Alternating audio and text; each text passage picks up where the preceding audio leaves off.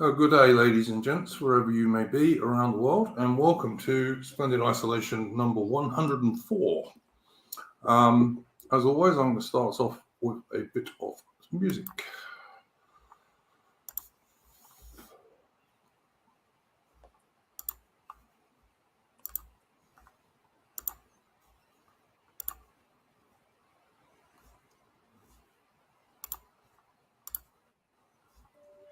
Take up the white man's burden, send for go exile to serve your captives' need.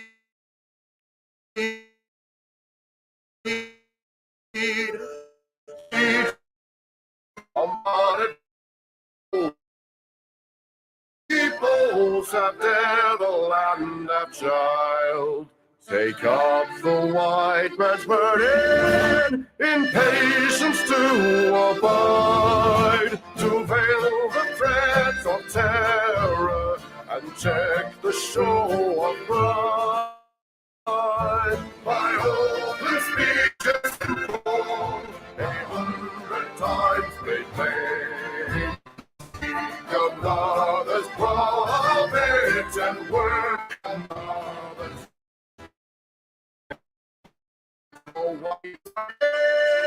The savage wars of peace fill full the mouth of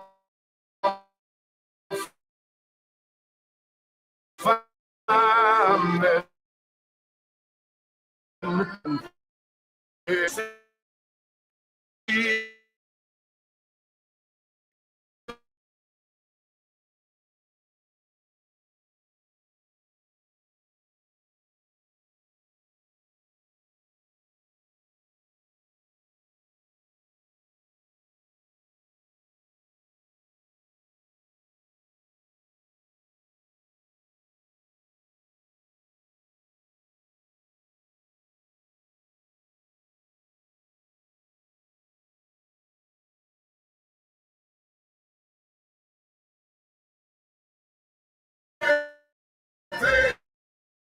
And march them when you're dead. Take up the deepest soul's reward.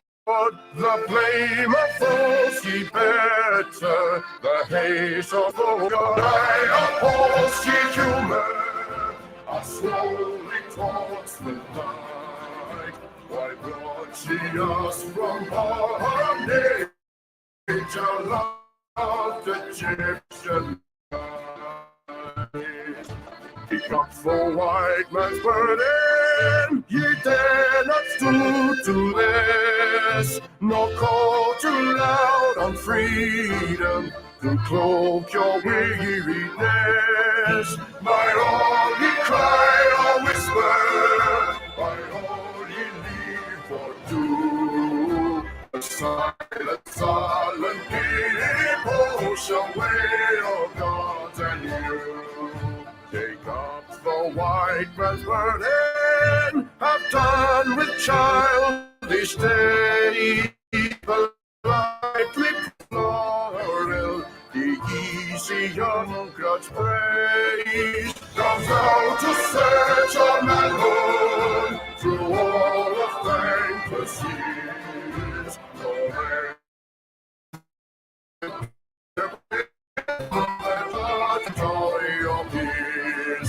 take off the white man's burden through all the fantasies.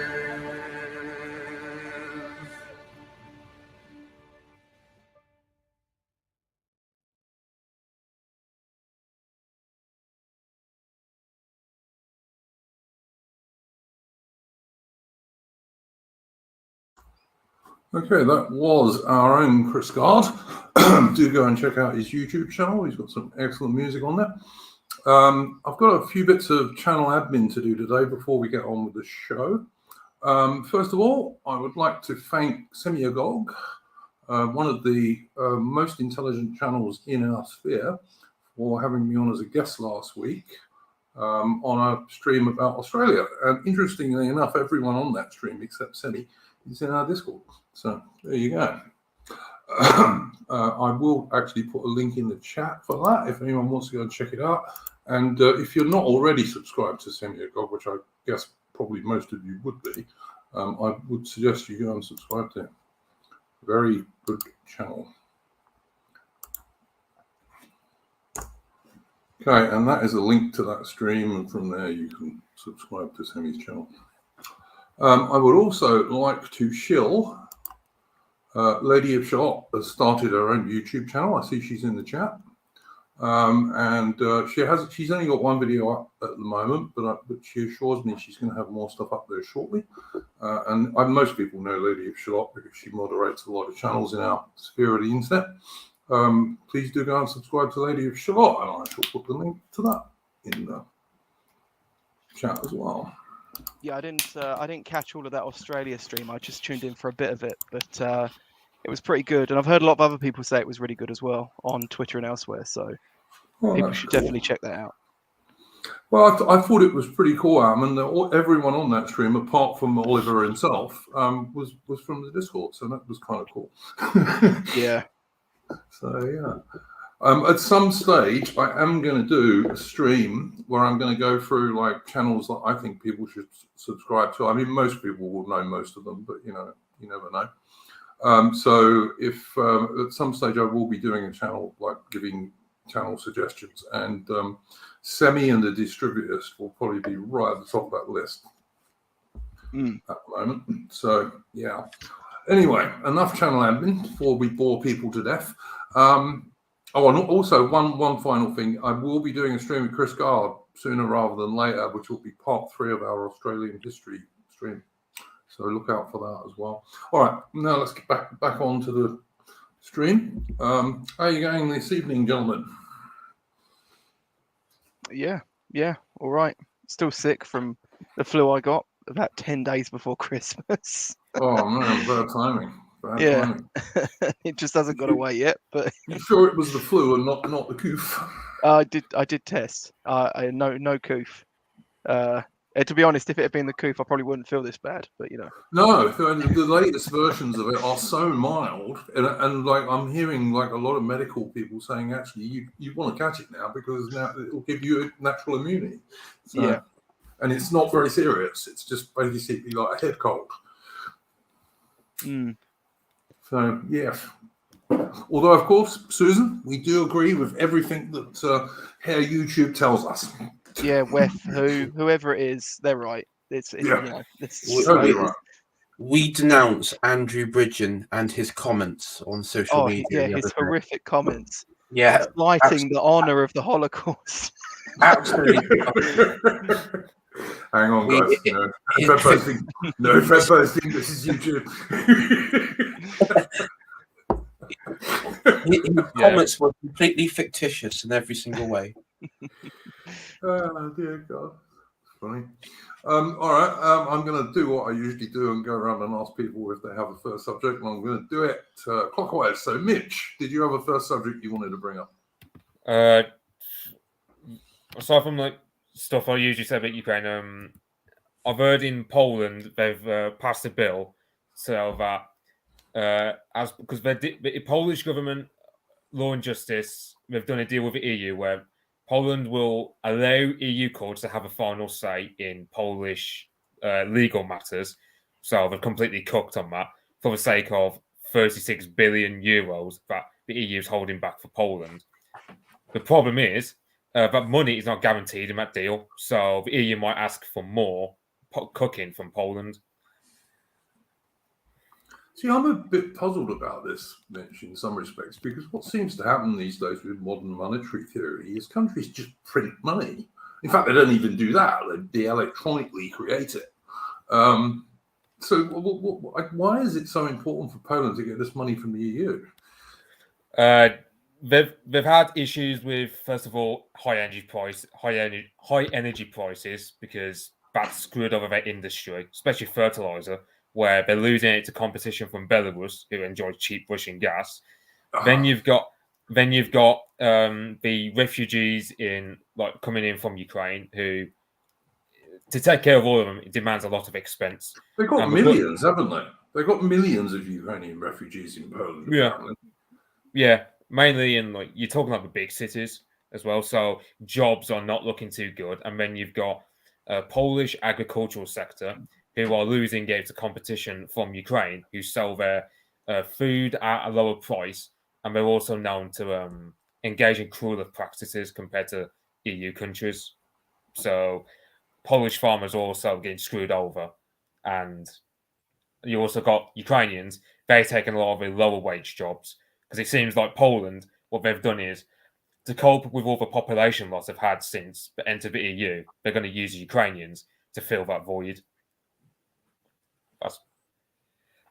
And because the Ukrainian refugees, because it's generally expensive to look after refugees, they're going to need the EU money because their budget's not looking too good. And Law and Justice, they've been told, okay, well, you got to cook on everything, whether, because usually they were usually fighting about whether Polish law should triumph over EU law. Now they've completely gone back on that and let the EU win. And the EU have said, and this deal with the deal that there is between Poland and the EU over the money, there's no guarantees from the EU, so the EU can just push harder and harder to the point where Poland is in the same position as Ireland. Yeah. I mean, look, it's interesting that Hungary haven't cut anywhere near so much, and are still trying to run a fairly neutral path on the Russia-Ukraine thing. I on the Hungary thing, because I covered it, I think, when I was on one of the Unpopular Opinions on AA's channel, that if you actually look at how Viktor Orban, especially in the recent election, how he runs the government there, he's pretty much done exactly probably what Machiavelli and the Prince and also the Italian elite theorists have suggested, which is basically capture, create a network and create a new level of and what he has done is he's created a new level of administration which basically outweighs the EU. He's also banned certain NGO groups, and with his last election, all the globalist parties united under behind one to take him on, and they ended up losing even more seats. And the opposition chap that he lost to admitted in the interview, because I remember seeing it at the time, that, oh yeah, if we want to get Viktor Orban out, we can't do it democratically. So I think the only way that they can ever get rid of Viktor Orban is if he passes away and just dies, or tank European Union army tanks through the streets, sort of thing. Because the thing is, because the NGOs and the framework was what was present in Ukraine before the color revolution in 2014, and also if you remember, I think it was last year or the year before, you had the attempted color revolution in Belarus.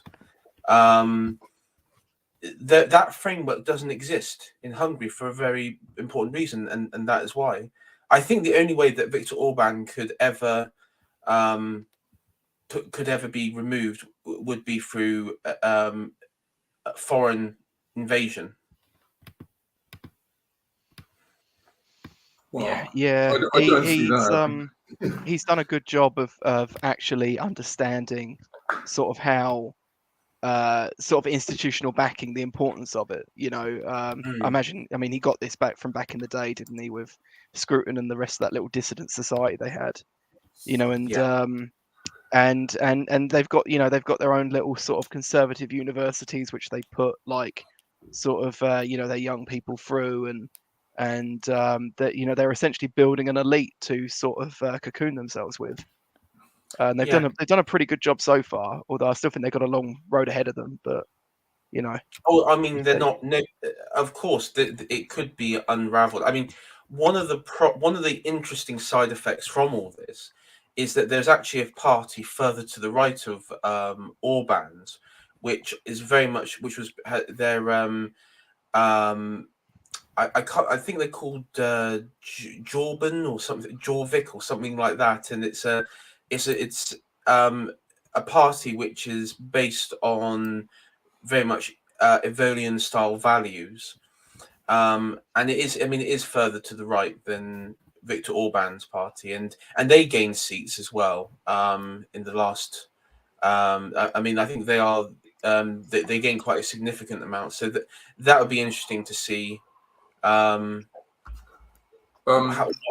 comes from that? AI, someone in the chat is asking, what's the name of your YouTube channel, because he wants to find it. Oh, it's AI Shiatori. There you go. And he's fairly well known. He's been on Academic Agents, Unpopular Opinions, and all this kind of stuff. So yeah, do go and check his channel out. It's at bottom right. So does he mean Ataman? Was he referring to me or? I thought he was referring to you, but I'm probably being dyslexic. If it's Ataman, then Ataman, you don't. Your YouTube channel's under a bit of a hiatus at the moment, isn't it? Yeah. Oh, with me, yeah. He's referring to Ataman. I think. Oh, right. I keep it meaning to make more videos, but I haven't, and I've actually put all mine as unlisted at the moment. But okay. my YouTube name is Ataman. It's I've got Bowden Bomber. I'll put that in the chat actually. Yeah, Bowden Bomber's worth having a look at. It's like mostly short stuff, but Ataman makes good content. He just hasn't been. He's been too busy to make any for a bit. Well, yeah, that, and it's like I don't know. I think that Dave the Distributors fellow's right that the age of the scripted vid is probably over. Yeah, I think you got to do streams these days. I'll be honest, I really do. They're more popular, they get more views, and also you can interact a bit with people, which obviously you can't do so much on a scripted video unless you want to go through all the comments. Yeah, absolutely. But yeah, Ninius in the chat, if you want to check out Ataman's stuff at the moment, look at the link he's just put in the chat. Sorry, guys, I didn't mean to interrupt, but I'm always happy to plug people's channels. I said Mitch just reminded me that Guy Verhofstadt has actually called before for military intervention in Hungary. That's sloppy rat. Yeah, he's the drunk dude, isn't he? It's like sometimes almost falling over drunk when he's in public. Yeah, there's so many people like that in Brussels. Yeah, our glorious leaders. Slava Ukrainia. Yeah, indeed. So sorry, we got a bit derailed there. Mitch, did you have anything else you wanted to talk about? I know you put a couple of things in private chat that you might want to. I think you can put them in the stream. If you can't, tell me and I'll put them in. Oh, I can put them in my chat. But that's what I meant. Yeah, the Telegram links, which I don't know. I don't know if everyone in the chat has got them, but I'll put them in chat.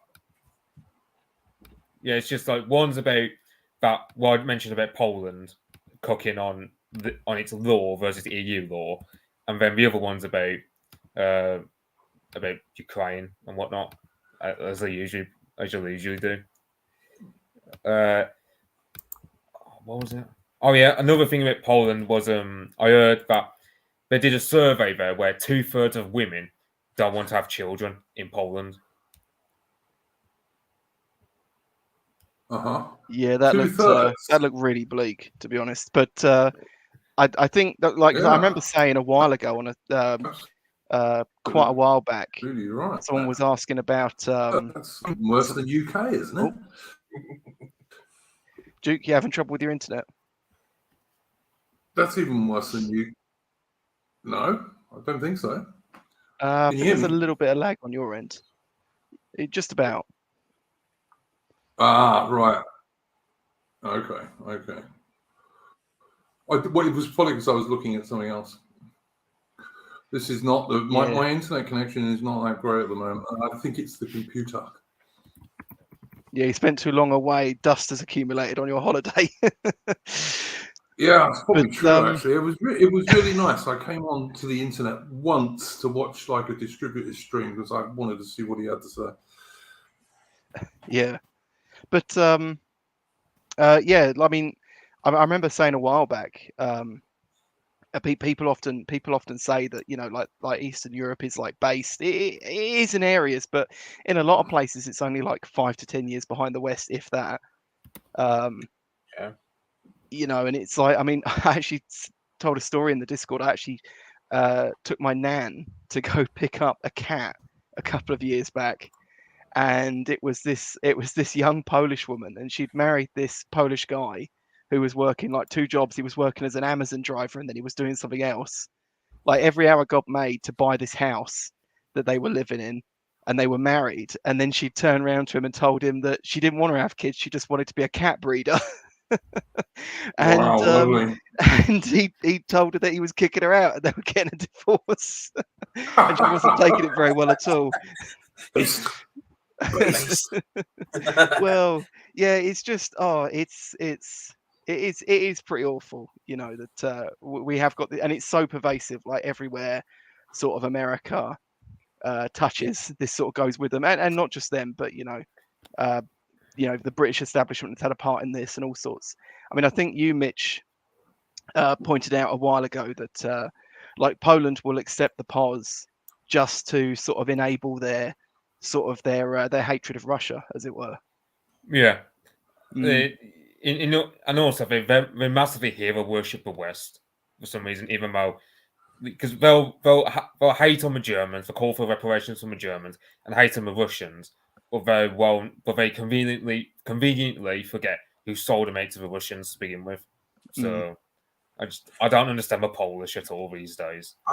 I think it's like certain historical events in the West. In Poland, there's a very strong that gets boomers all riled up. Is that sort of the Polish resistance fighter, not just against the Germans, but also was it Lufthansa, the dockyard worker with solidarity and everything that and Pope John Paul II, and that sort of level of resistance, which definitely was energized the Catholic Church in Poland, and it was a symbol of resistance against Russia. But for me, the biggest red pill was actually realizing that probably the Soviet Union, the Warsaw Pact countries, were probably the good guys in the Cold War, and the good guys lost. Yeah. Well, that's a bitter pill for someone like myself who was in the British Army at the time. I was actually in the British Army. I mean, I'm not saying okay. I'm not saying that that okay, you guys you were the bad guy. I'm just saying that in looking at what would happen now,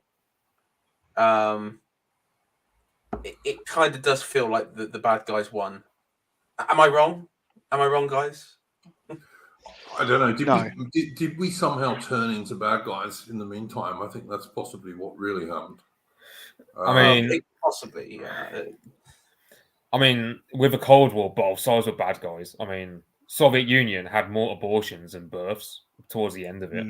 Yeah, and then you have the obvious pause here in the West, which is now better. So it's like picking between 2 poisons when you look at the Cold War. I do think this sort of Burnhamite thesis is quite right, that essentially the American elite ended up being run sort of de facto by Trotskyite sort of fleers from the Stalinist purges. So you ended up with essentially an international communist order and a national communist order on either sides, just tearing the world apart and splitting it up between them. I mean, you can see how these two sides essentially work together in Africa over places like Rhodesia and South Africa. Yep. They certainly work together against the British Empire. Oh yeah, I mean the British Empire in the post-war period had no chance, and I mean I would also say, just to Mitch's point as well, that towards the end of the Soviet Union, I mean, depending on what your view of Gorbachev was, I mean, I would say I always believe that Gorbachev probably was in cahoots with the Trotskyites and thinkers and individuals in the West. And I think he was there to. I know many Russians will view that he was deliberately put in place to basically bring about an end to the Soviet Union. And I think, if you look at the reforms that was perestroika and everything, it's quite clear that it was called opening, Russia to the West. It was basically allowing enemy propagandists from their perspective to come into their country. So, I mean, from my mind, I think Gorbachev was. I think the Soviet Union was sort of done as soon as when he came in. Was it Gorbachev or the dude who followed him though? Both were terrible, I'd say. Like I heard that from a Russian fellow that the KGB chief at the time Gorbachev was around. The KGB chief was actually selling secrets to the West, I heard. So it wasn't just Gorbachev. Like, a lot of the Soviet elite were on the same page as Gorbachev in terms of seeing that the Soviet Union, its time was up, and they were just selling it for country's interest. When you got and that Yeltsin, continued. Right the way through Yeltsin, right the way up until the early Putin years. Yeah, I mean, look, you can say what you like about Putin, but I mean, Putin stabilized Russia and basically turned it around. It was on its way to becoming like a third world nation at one stage. Yeah, I mean, he's essentially just changed the people that are doing the looting, but he's cut back on the looting a lot. So people are thankful to him. He got rid of a lot of the so-called oligarchs, didn't he? Yeah, I mean, there's an extent to which you always need some oligarchy, right? You need some allies. He needs to enrich a few friends here and there. That's kind of just the reality of leadership. But he's I mean, you can see why his approval and his popularity is so high. I mean, it's waned a little bit more in recent years as time's gone by, naturally, as it would anyway. But he's still sitting at well over twice what Biden is at his best. Yeah, and then you look at leaders, as you say, Ataman, like Biden in America, and of course Sunak in UK. Desperately the Indian banker guy, Sunak. Which one? Yeah, exactly. There's quite a few, but you look how unpopular those people are, and they're deeply unpopular. And compare that with Putin. I mean, Putin's fighting a damn war. But I mean, Putin is a native to his country. I mean, and this is what I've sort of been comparing Rishi to like when the Goths arrived in the Western Roman Empire, and then you had Odoacer, carving up the last remnants. And the funny thing is, there was that point in the Western Roman Empire where the Goths pretty much were the ruling elite in many positions of power, from military to the Senate and everything else, and local administration. And in Britain, it's sort of that has happened. Every major important position of power is now held by an Asian or some sort of Indian, sort of high class caste Indian. So non-Anglo-Celtic people, in other words. Yes, pretty much. And it's just it's kind of, it's a sign of the times. Well, it's a sign of our decline. I don't know if it's a sign of the times, but it's a sign of our decline for sure. You're not ruled by foreigners if you're a winning country, basically. Yeah. I was going to say, in Australia, is there an Indian figure in the Liberal Party, sort of groomed to be the next Prime Minister? More likely to be a Chinese figure in Australia, to be honest with you. Oh yeah, that as well. There's quite a lot of fairly well-known, mostly lefty Chinese politicians in Australia. But there are some Indians, but in Australia, generally, you meet Indians as taxi drivers for the most part. But or delivery drivers of various descriptions, they tend to be Indian too, or somewhere from that part of Southeast Asia, or is it Southeast Asia? Somewhere South around, Asia. South Asia, the subcontinent, shall we say? But yeah, that tends to be what you find in Australia, but there's quite a lot of ethnically Chinese Australian politicians, and they're nearly all on the left.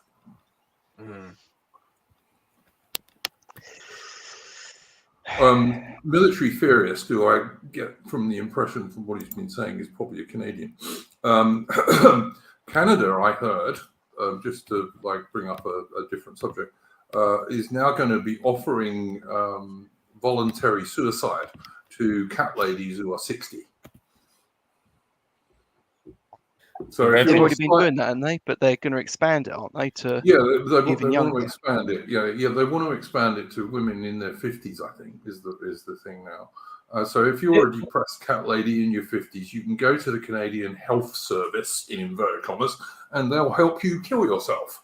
You know what? Okay, this might be unpopular opinion, but liberal boomers. Careful, AI. This is we no, do it. Everything. Do it. Liberal boomers. Phrase it carefully. Liberal boomers that want to off themselves, I say good luck to them. Hell, I'll drive you there to the clinic myself. I mean, that would still technically be illegal here, but yes. Look, I'm not in favour of assisted suicide because it's a slippery slope, like everything else. Yeah. You start off doing it to people for, I don't know, possibly good reasons. I'm not sure that's true, but it ends up becoming not quite so voluntary as it seems to be. It's a slippery slope. I just don't agree with it. It's kind of funny as well because you've got loads of people saying it's not a slippery slope, and it's like, okay, yeah, but literally in 3 months' time they're expanding the bill. So, I mean, how much honey are you going to put? Do I have to pour on this thing before they admit that it's starting to get a bit slidey in here? Yep.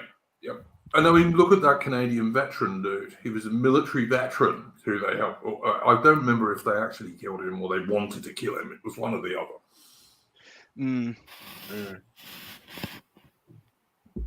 It is a slippery slope, and it's an obvious slippery slope. But then, we fall for these slippery slopes all the bloody time in the West. And of course, they have laws as well about, or I'm not sure if it's laws or guidelines. It might just be guidelines, but they have guidelines on, let's say, guidelines on Canadian television about what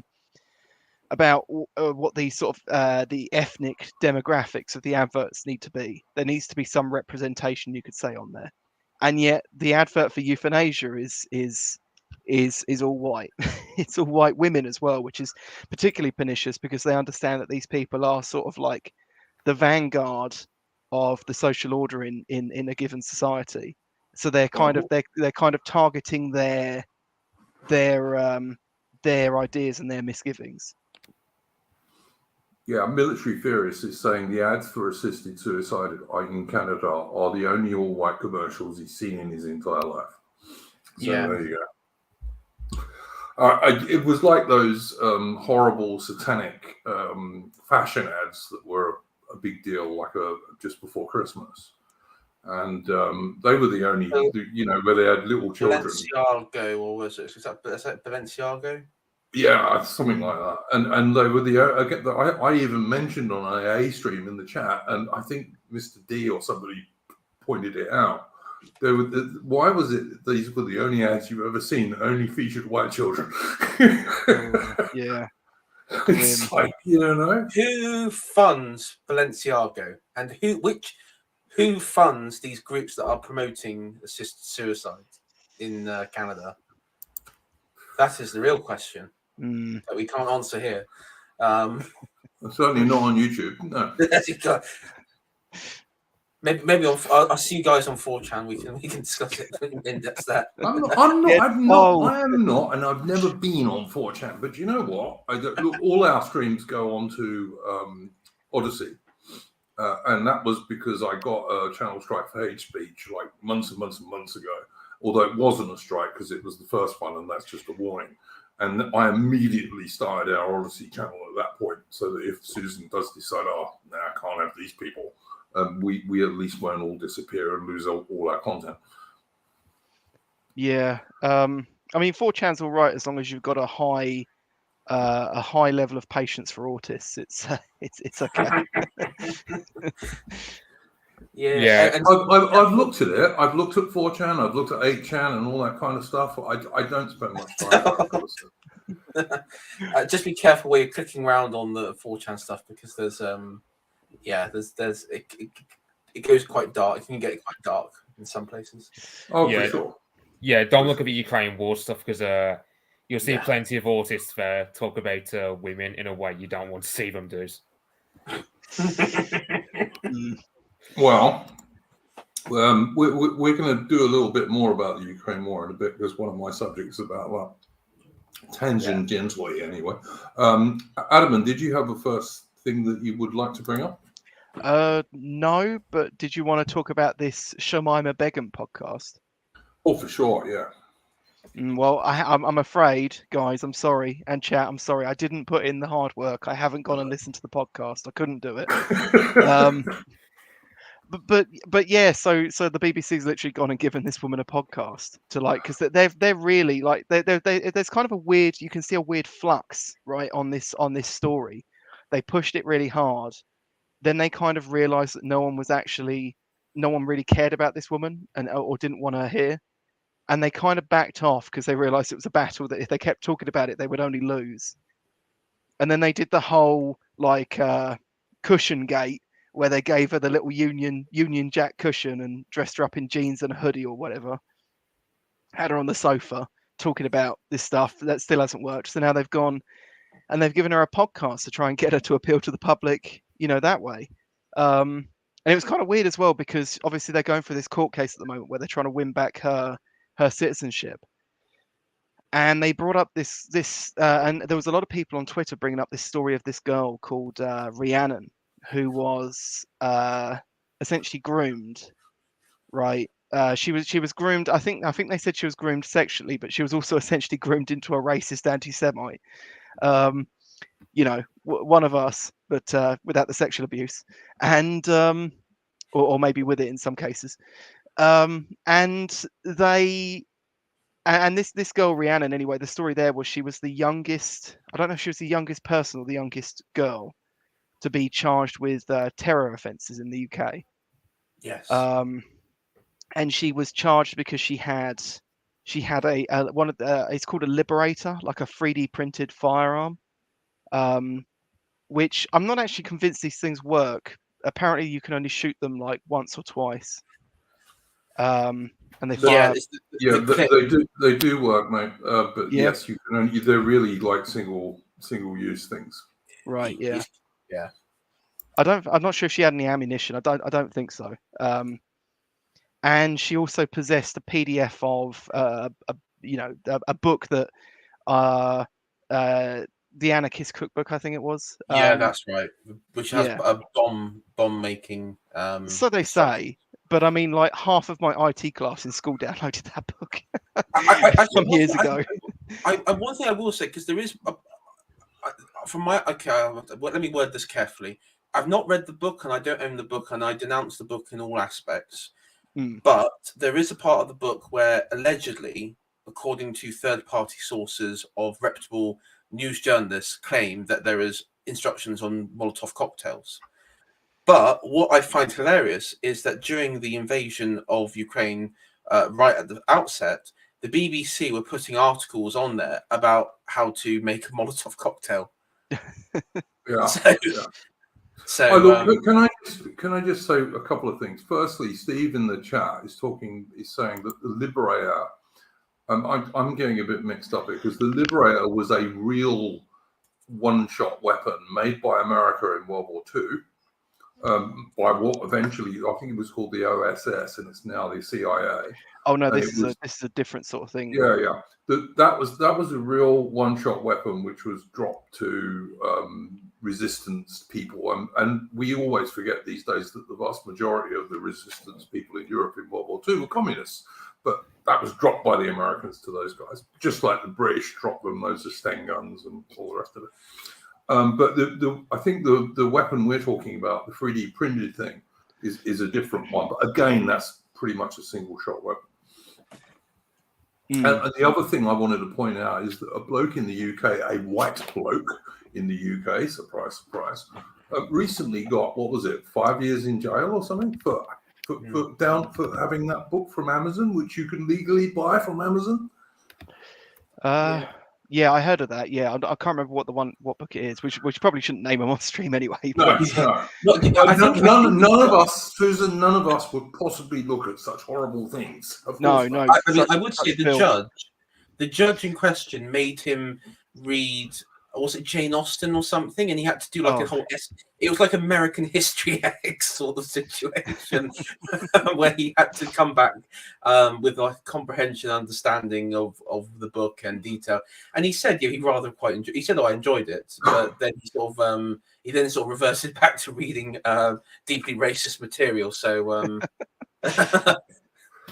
I mean, the stupid thing about that story is that there's a lot of people in sort of the intelligentsia circles that would label all those books racist as well. So you know, it's kind of a bit of a ridiculous project to assign someone.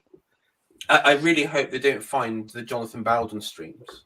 I mean, if one of you guys there, could you please download them and store them somewhere? Somewhere safe. Yeah, I've got all of them. So. Oh, well done. You're doing the Lord's work there. But with this girl who was charged, and I think she very sadly committed suicide in a care facility. But the thing is, it seems that she has this mysterious boyfriend who quote unquote groomed her, a quote unquote boyfriend in America. Now, there was an image of him where he was wearing like these like real like January 6th Fed shades, and it's sort of, I was wondering what is the probability that she was talking to a like an FBI or CIA agent, because this has happened before in America with the quote unquote right-wing terrorism. Remember the plot to kidnap Michigan governor, was it Whitmer? Well done, Lumberg. And all of them, it was just one like schizo guy, and he was then talking to people online, and all the people involved, apart from him, were either FBI agents. I think one of the guys who was set to have demolitions was like he was attached to the FBI, but had like he was a demolitions expert for the FBI as well. So it kind of turned into it was FBI and CIA, and it turned into like the alphabet intelligence agencies. Kind of, they were sort of, well, they were the ones perpetrating a terror incident. But this isn't the first time again that something like that in America has happened. You know, and I know that we all joke online about feds and infiltration, but it is real though. It is real. Well, yeah, I mean, I actually can't remember the specific details, whether it was her boyfriend or her mother's boyfriend. But whoever it was, they met them through a prison pen pal scheme, which does very much sound like the sort of thing that feds would get in on. Yeah.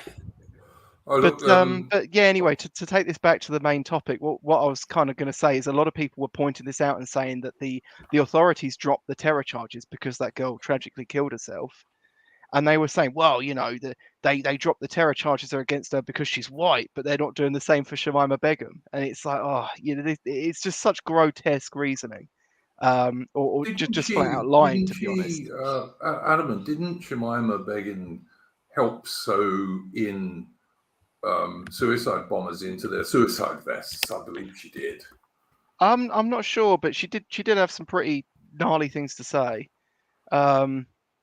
And the thing is that like, because they, of course, what you'll see these, it's quite funny to see these people on Twitter, because they'll say, oh, this is grooming, just like those rape gangs up in the Midlands that you people talk about. And then of course you go and you search their Twitter page, and you know, they've never actually said anything about rape gangs in the Midlands except to tell you you're wrong about them. So and of course the kind of stupid thing about all this is that a lot of those grooming stories involved women that were desperately trying to get out of those situations and couldn't. And sometimes when they did get out, the authorities were kind of essentially chucking them back in by, you know, children that they'd had. The police were like informing the groomers where the people and their children were now and stuff like that.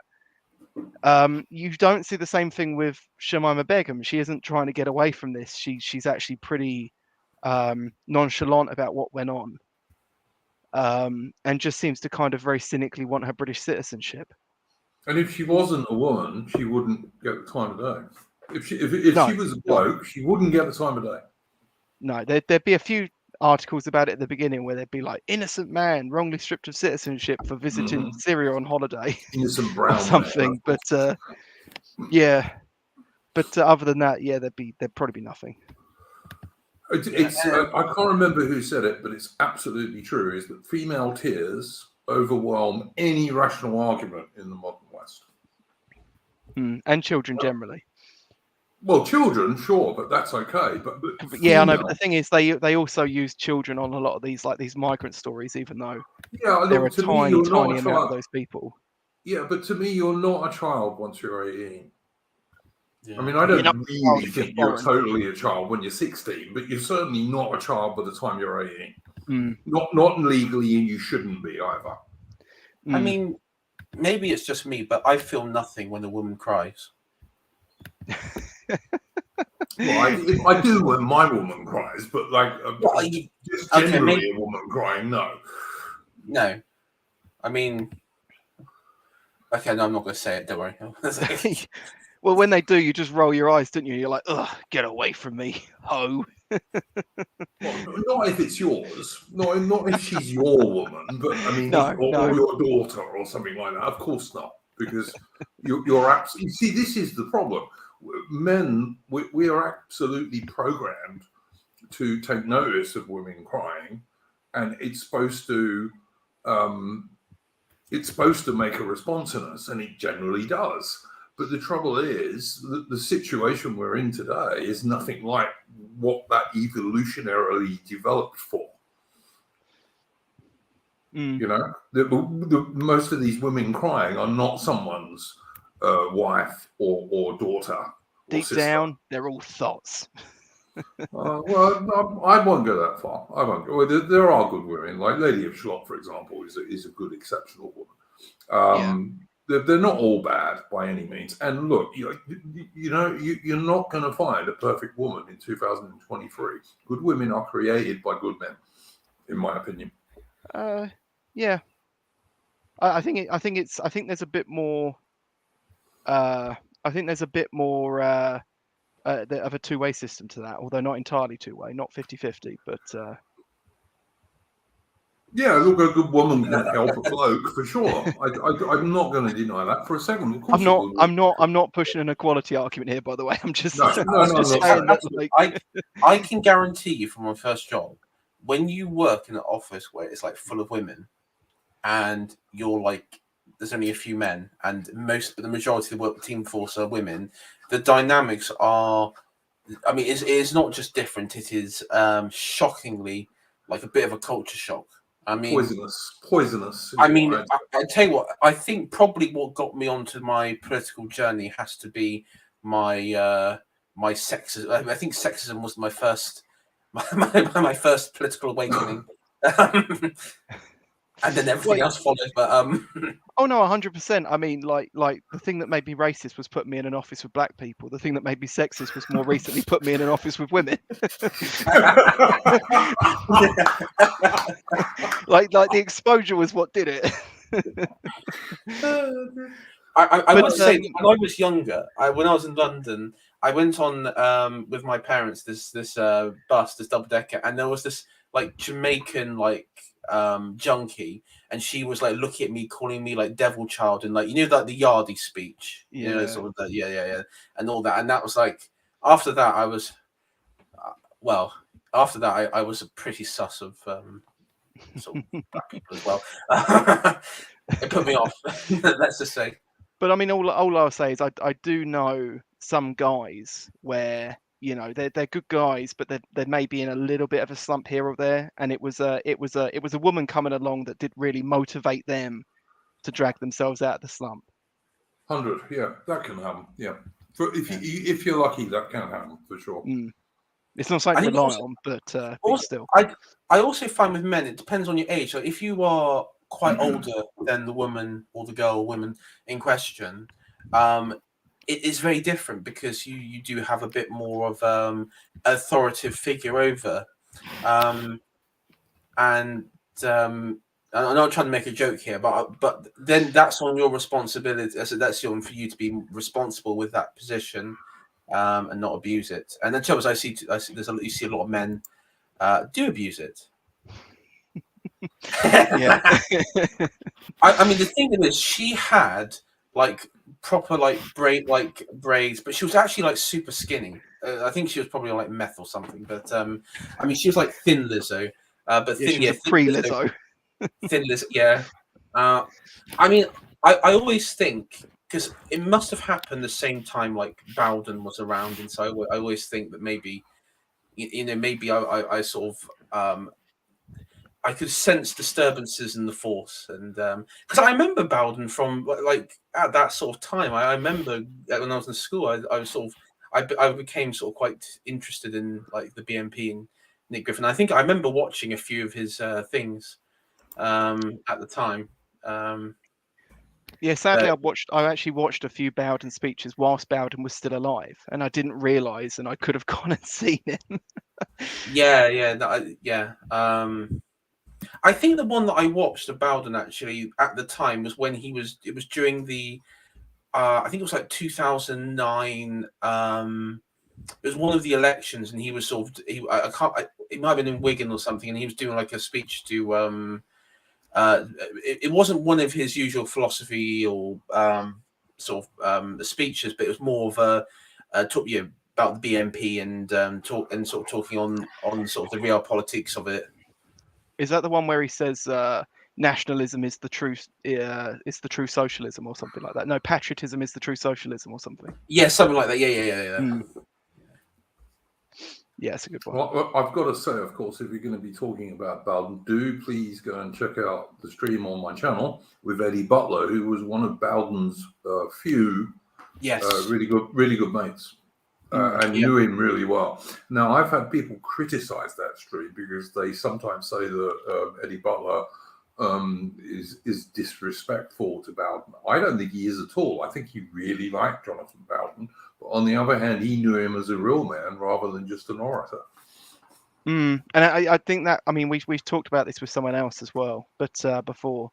But I think that does kind of speak to how complicated the guy was, in that he was very much preaching this sort of Nietzschean sort of outlook, but meanwhile on the inside he had some pretty big struggles. Yeah, as did Nietzsche himself, indeed. It must be said.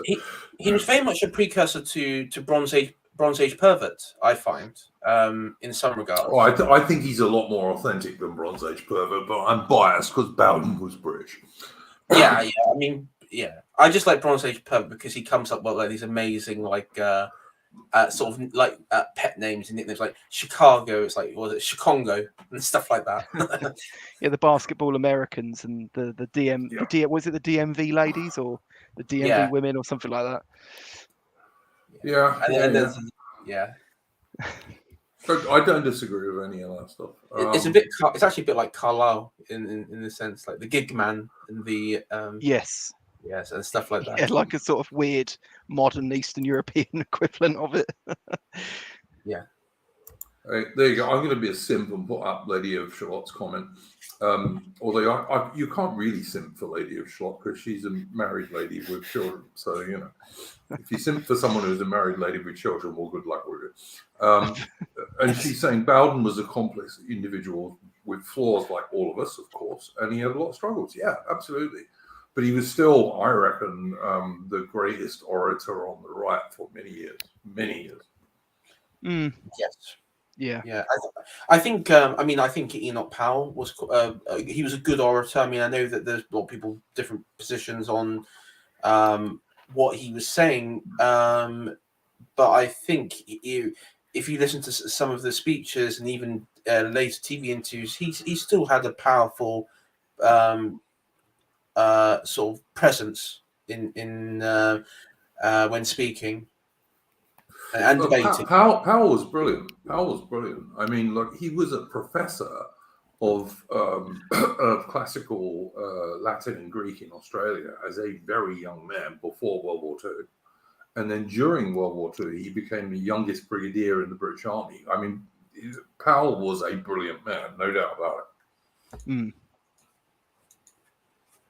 Yeah, I mean, he was another person with very interesting but quite complex views. His I mean, I know that John from the Wellington Project, I think, is going to be going into this soon. But he's got, I mean, Powell's got some pretty interesting sort of positions on religion, which I'm not entirely sure I agree with, but they're pretty interesting nonetheless. There's a really good book by Simon Heffer, which is essentially Bow's sort of biography called Like the Roman. That's pretty good that people can check out. Yeah, check that out with the Wellington Project and the John's... Wellington Project, for anyone who doesn't know, by the way, is a good British-based project. Do go and check out John Cavalier's YouTube channel. Look, I'm a member of the Wellington Project. I don't agree with everything that they say, but I agree with the vast majority of it. I don't know if he's still got it up, but he did when he did the streams. Sorry, carry on. I was going to say I'm also a board member, board member, and we have purged the libertarians and liberals. So it's it took us a few years to do, but we've purged the liberals. They had, I think John had, because he did a reading, didn't he, on Enoch Powell's Freedom and Reality. Yeah, I mean there is a series before that, which is the Marcus Aurelius I think it's Meditations. So there's quite a few episodes of that, so you could also get that. I joined John on some of those, and I joined John on at least one and possibly two of his earlier stream before the Aurelius ones on Enoch Powell himself. Because he's a really interesting dude and a brilliant dude, Enoch Powell.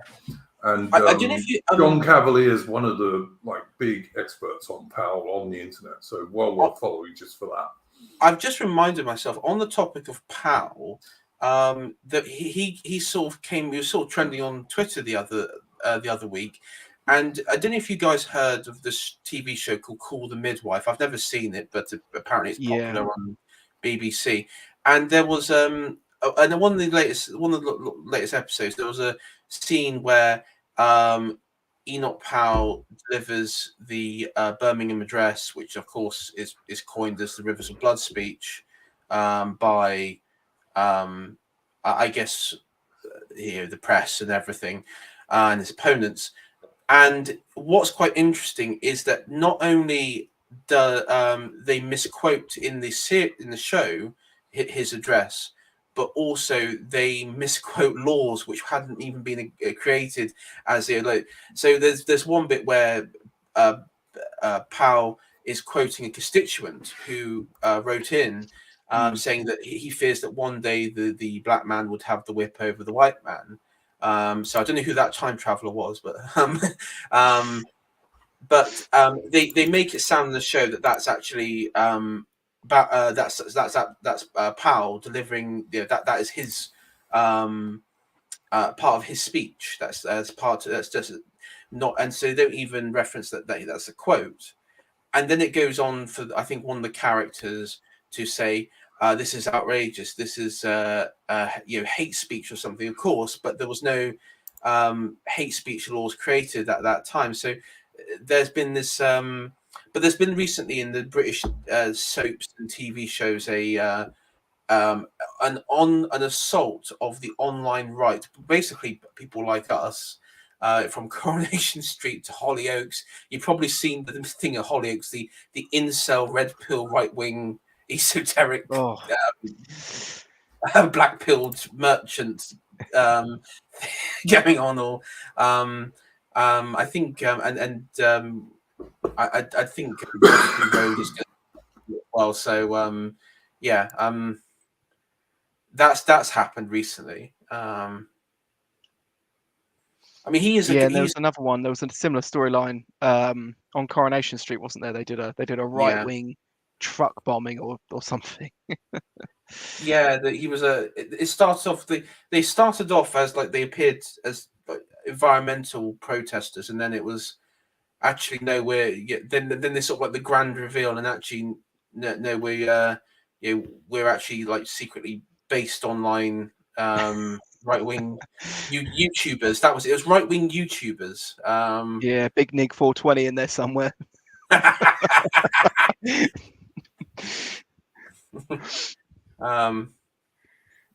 So yeah, so that happened as well recently. Sorry, I'm derailing everything.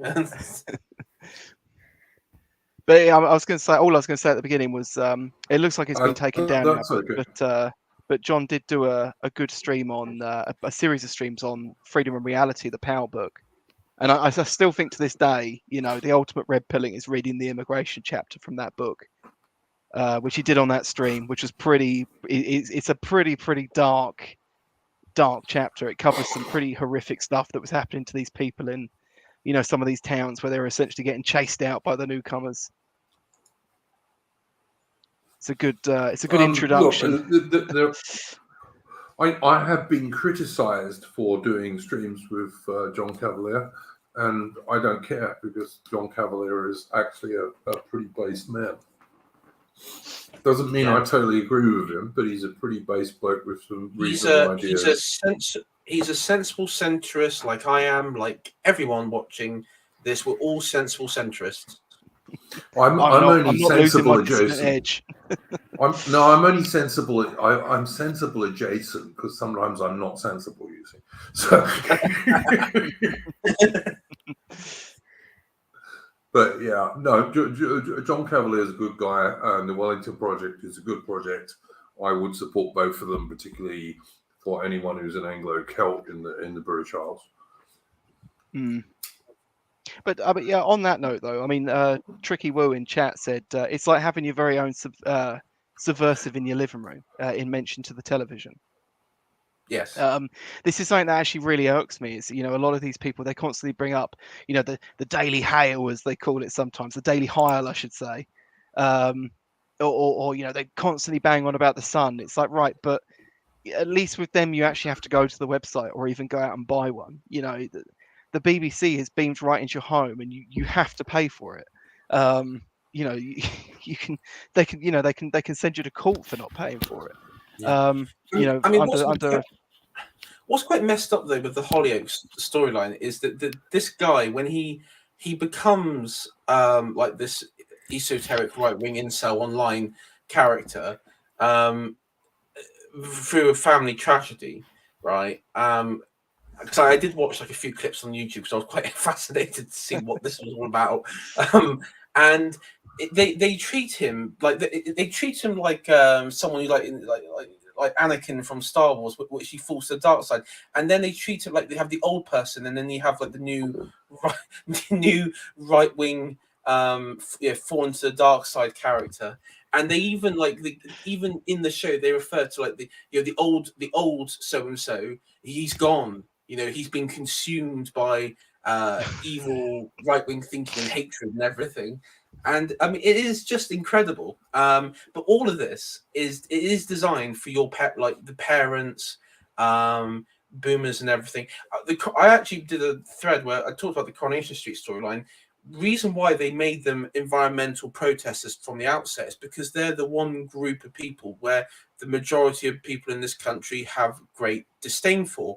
And so what you do is, okay, these people are environmentalists, well, blocking streets, and even like they in the start of the show, they block streets, they do a bit of criminal damage, they chuck a brick through a window and everything.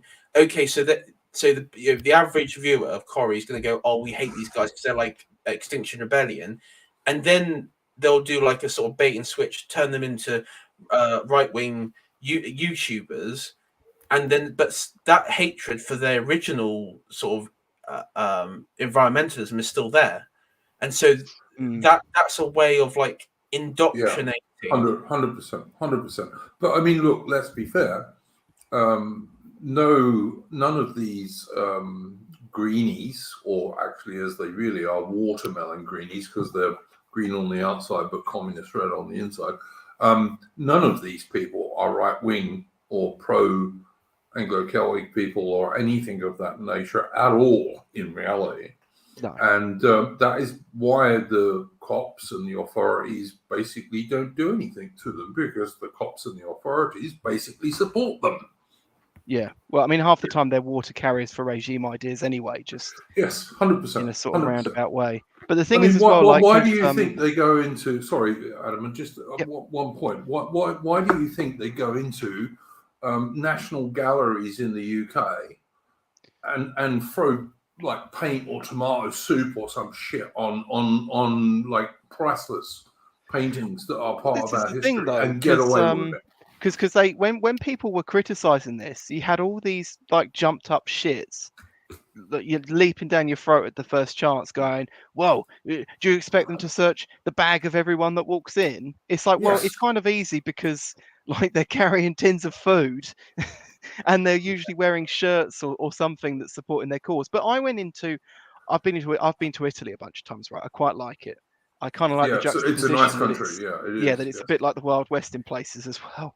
Mhm. And I went to Florence, and I went to I think it's called Accademia di Florence or something like that, and it's where they have the statue of David. They search the bag of pretty much everyone that walks through that door because you're not And allowed to take why pictures wouldn't in you? there. Why wouldn't Well, you? yeah, exactly. You know, they And also the other thing I heard, Atman, is that the security guards, and like when I used to go to British galleries and museums, and I used to do that a lot when I was a young man, there were security guards, uniformed dudes who, like, if you did something really bad, would like grab hold of you and say, "Look, mate, you're going to get chucked out," or if it was bad enough, you're going to have to wait for the cops. yeah, But they're not allowed to They're not allowed to do anything to these so-called green, like climate change protesters. They're not Yeah. allowed to. Iron Duke, if you go on my channel and if people watch it, go on my channel, I'd have it into with Alexander Adams, who is a dissident, sensible centrist artist who is also a GB News contributor. And he's done a whole book on artivism and sort of activism in the art world. And he's found that places like the Tate and even to smaller galleries like in Cardiff and such, you have these whole things where these activists come in, they chuck soup or paint over it. It's all choreographed because you have the journalists there ready to take photos. And the security guards are there because they've been told, well, this is what's going to happen. And it's all planned. It's like a stage scene, right? It's a con, in other words. It's a PR thing. It's a PR, it's a PR stunt. And the reason it is done, and the reason they target English, what I would say, artwork which has a unique tie to ethnic English people, okay, or British, Celtic, English, whatever, however you'd like to define it, is because, and as people like Lady Charlotte just pointed out in chat before, is because fundamentally it comes down to just anti-white British, and it's it's a corrosive ideology that has come from America, where we worship the grounds of black people, and that's fundamentally it. And that's fun. I 100% agree with you. You're obviously right. You're talking about negrification. Yes. I would, if people search up Julius Evolar's negrification of America, there's that might expand upon, in words which I cannot say on YouTube and no one else can say on YouTube, but it expands upon what the essence of what we experience today is in that regard. And why is there a Lizzo? Why is the royals bowing down to some West African harlot, dressing up as some local tribal get up and everything? That will explain why. And look, I also second that book, Alexander Adams' Artivism. He does do a really good deep dive on a lot of that. It's pretty good. Yeah. Look at the. I mean, even I'm noticing this. And look, I don't watch TV. I've watched TV for a total of one day in the last, 5-6 years, and that was because my computer burned itself out, which I think was probably my fault. But and I was like, I watched it, and I just confirmed I was right to stop watching it. You look at even white chicks these days who are supposed to have these enormous rear ends, and like, I don't know about you dudes, but like, I like a woman to have a womanly rear end. I don't want her to look like a teenage boy, but she shouldn't have a huge one. That's not attractive. But this is what's being pushed down our throat all the time in the mainstream media these days. Yeah, there is a certain. It's funny as well because they sit there and they scream about white beauty standards, and it's like what? Have you looked at a magazine? Like, fuck. And I'm not even talking about massively overweight women, which of course is another thing they do all the time. And like, no bloke likes that. Of course they don't. But I mean, unless they're really sick. But you know, this like. Being a fat ass used to be a insult amongst women. You know, Yeah. amongst Anglo-Celtic women anyway, or white women. You know, I do remember growing up that there was that sort of generation. I'm sort of that generation that have come through, sort of late millennials, and I do remember there was a push in media and in popular culture, especially from the American popular culture side, that you would see like places like London and where we were, that white kids were becoming black. I think David Starkey talked about. I think probably Peter Hitchens and Starkey both talked about that in some degrees at the time, where they, you know, like in London, where it's like yes, bruv, and all that sort of stuff, you know. You know, the whole negrification isn't just, you know, in appearances, it's also in behavior. I mean, we've seen all these from America, these endless videos of a white girl getting like beaten up by some a black man. You know, careful, man, careful. We've seen we all those. We all videos. agree with Susan on this stream.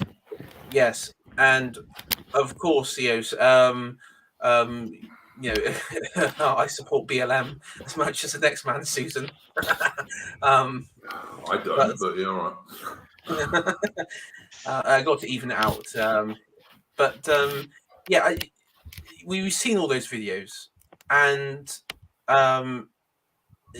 I think I saw a video going around in London of like this sort of like overweight white girl, who was shouting and raving and behaving like that I mentioned earlier, like that black woman on the bus. And and I've seen that in person. And the trouble is, I've seen it on the train. I just want to walk over and I just say, stop behaving like a goddamn bunch of. Well, you get the idea. But the trouble is, it's like it's so frustrating seeing it in public. And I need to tell you what, I mean, growing up, I've every time I go to like Bristol or something, it just makes me more racist. I don't know how it's possible at this point. I can't escape it. I'll tell you, the last time I was back in the UK for a long visit was when my son graduated from Britannia Royal Naval College in Devon. And I foolishly went back to where I was born in Bermondsey in inner South London. And there were very, very few white people there. But when I went into a pub or two, the very few white people who were there, the young guys mostly, because it was in the afternoon, spoke with a semi-Jamaican accent. It was just like, I'm like listening to these good dudes and thinking to myself, because like I've got a bit of a London accent, not nowhere near as strong as my younger brothers, but who doesn't live in London anymore, like the vast majority of a real white London people. But I was listening to these dudes and they sounded like they came from Jamaica, and they're white dudes. And I'm just thinking, like, don't you have any pride? How do you adopt someone else's fucking like way of speaking, for God's sake? Yeah. It's beyond me. But then, like, it's beyond me how anyone supports the England football team when they kneel to Black Lives Matter before every single game. It's totally beyond me. How can you support them when they do that? As soon as they do that, sorry, not my England team. Yeah. But yeah, I don't know. But I mean, of course, Susan, this is all in Minecraft. I mean, in reality, we love all of it. It's great. I don't.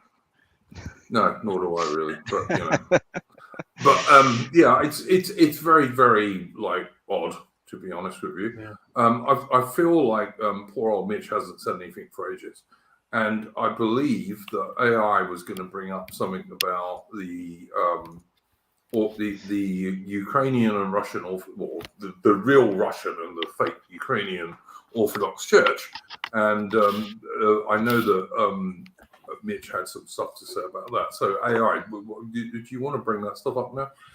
Yeah, so I've been seeing on. I first piqued my attention on, I think, on the BBC headline that came on my phone, because I have like the BBC News app and everything, and sorry, that comment made me laugh.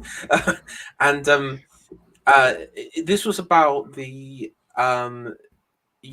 Orthodox Christmas. Now, of course, in the Orthodox Church, Christmas is celebrated in January, and Different calendars, yeah. different. And then this is down to different calendars. Yes, and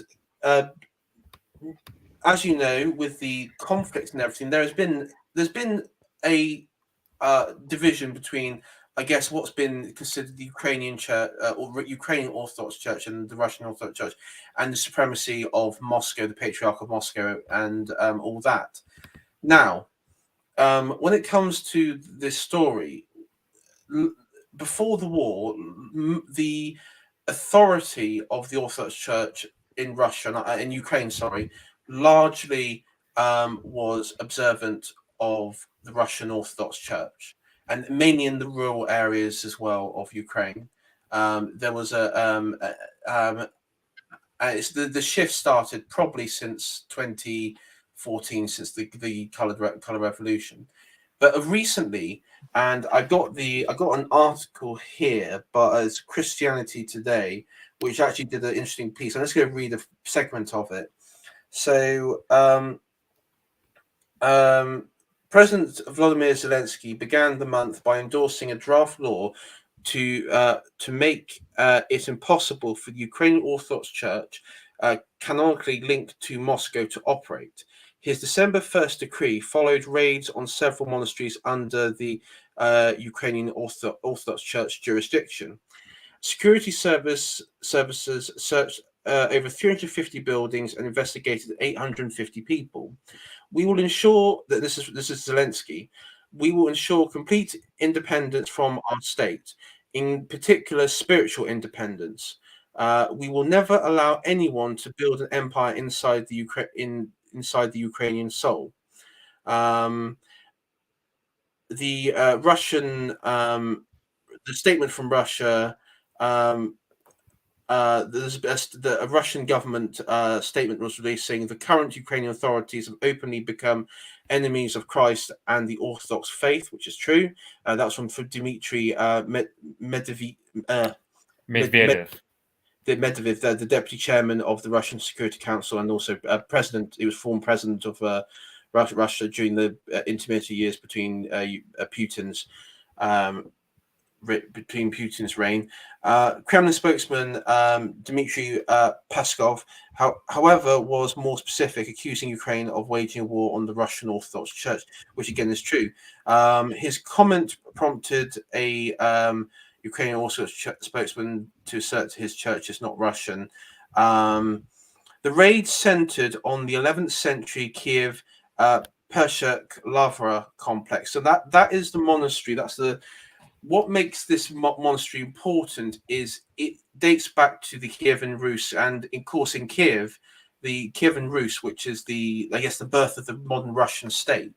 The capital was Kiev, and the conversion of the Kievan Rus took place in Kiev, and that was one of the first bits. So it's incredibly important to the Russian identity and the Orthodox, the Christian faith, which formulates that.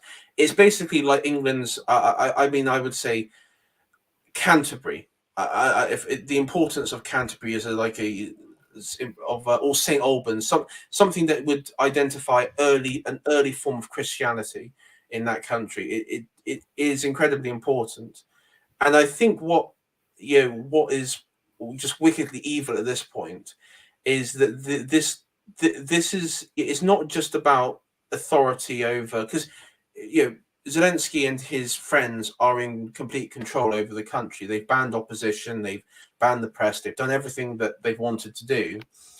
The idea that this is about hunting down subversives and everything is complete nonsense. They have complete control, but this is about something deeper. In my mind, this is actually about de-Christianization of Ukraine, because Ukraine, like many places in Eastern Europe, is still quite religious. The Orthodox Church is very powerful on the local level, in local communities. And this is about uprooting that power. In many ways, reading through the sort of proposal put forward by Zelensky very much reminds me of the Jacobins during the French Revolution, where they went through a phase of de-Christianization in France, but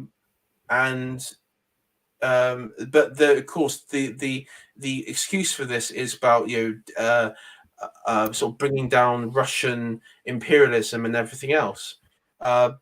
So I mean that's what's been happening. I don't know if Mitch wants to jump in at all and expand on anything on this.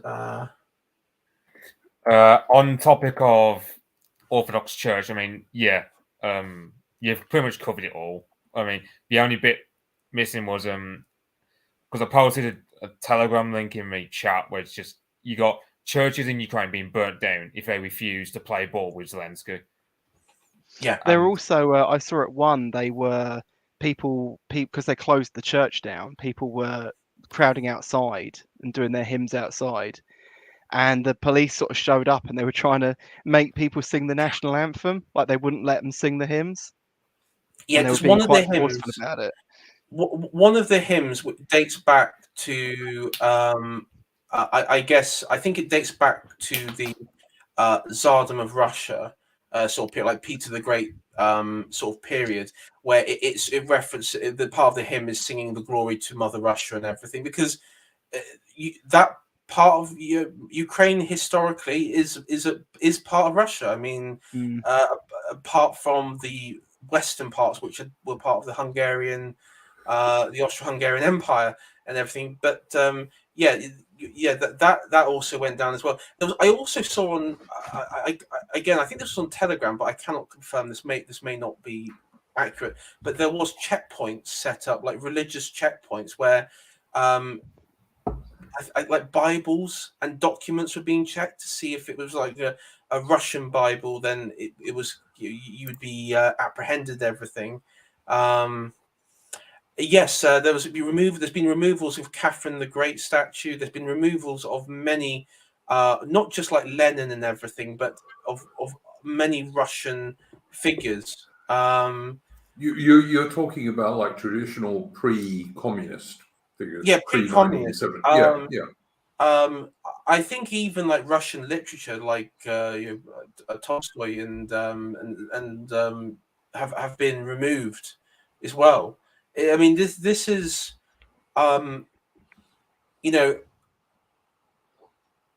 this is full-on cultural genocide. Well, look, the Ukrainian regime has basically banned all political opposition, and now they're sending the military and their secret police into religious organizations. Now, I can't help thinking that if the West was not so opposed to Russia, all of this stuff, all of our Western liberal, in inverted commas, media would be slinging this off to high heaven. Like if Britain had done this in one of its colonies, for example, in any time in the 20th century, everyone would have been slanging this off, wouldn't they? Yeah, yeah. I mean, we were talking about in the Discord, weren't we, about the Franklin expedition? You know, and Yeah. of course, Yeah. they had, you know, like the wives and various other groups were approaching the government about sending aid or sending out search parties at least. Yes. And Yes, that was quite common. I mean, you've talked yourself about like the Boer War when it was organized groups back home, like very like the people like to talk a good game about the grassroots movement, even though it never really happens. The funny thing is that when the empire was like at its biggest, we had genuine grassroots movements within the UK that did actually lobby Yeah. and get things done, Yeah. you know, I mean, on behalf the of thing fixing various issues. the thing we're talking about here, Ataman, for people who are not in the Discord, like when there's a lot of bullshit spoken about British, in inverted commas, air quotes, concentration camps in the Anglo-Boer War, 1899 to 1902. They were nothing like the things we think about when we think about World War II. What the idea was that Afrikaner Boer women and children would be put into a camp so they couldn't provide support to their men who were out on commando and fighting the Brits and killing British soldiers. The conditions were pretty bad though. Like they Yeah. were conducive to high disease. Initially conditions were pretty bad because what they did was they gave them the same rations as they gave the British soldiers, exactly the same rations, by the way, which were not that great anyway, because, you know, this is 1899, 1900. And these people were not used to living in fairly high concentrations. So their use of latrines and all this kind of stuff was not very good. The Laureus is telling the truth here. They weren't ever meant to be extermination camps. Some of them were run by not very good officers who didn't understand how to look after like several thousand women and children. And yeah, a lot of people died. They mostly died of the same diseases that killed British soldiers in the Anglo-Boer War. They also killed a reasonable number of Boer commandos as well, because it was 1900 and there was kind of a lot of disease and medicine wasn't all that advanced. But as Ataman was just pointing out, there was very quickly an enormous outcry in the UK when this became clear in the newspapers, and the government was so like worried by this shit. They set up a women's committee run by women who went out to South Africa, and within a few months it was totally sorted out. And like the rations were changed and everything was changed and the people running the camps were all changed.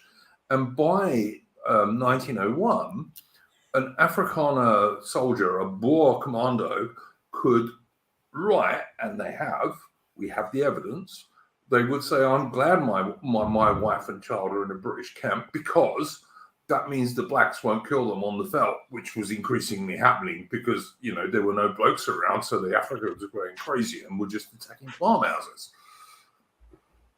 I mean, one of the weird things I came across, I've never been able to verify this, so this could be just completely untrue, but I came across a stat where they basically said that the like per capita the rate of deaths of people outside of the camps was actually higher at some points than people inside the camps. Yes, is that was. That's true, is it? Yeah, it was true. Yeah, and also the British never invented the idea of these so-called concentration camps. The Spanish did in Cuba long before the Anglo-Boer War. That's a shame. That's an invention I'd actually like to lay claim to be honest. Jay in the chat doesn't know me. Iron Ducky you, Mel, and also apparently I'm a Chinese lover, which I'm neither of those You are things. secretly. He is in DMs. He's always banging on about him. Actually, I've never suggested that West beating China might be a good idea, right? No, never done that. Okay, fair enough. But yeah, all right. But yeah, the other one I wanted to just bring up while Mitch is here is because Mitch is the expert on all this stuff, partly because he speaks the lingo. Am I right in saying, Mitch, that over the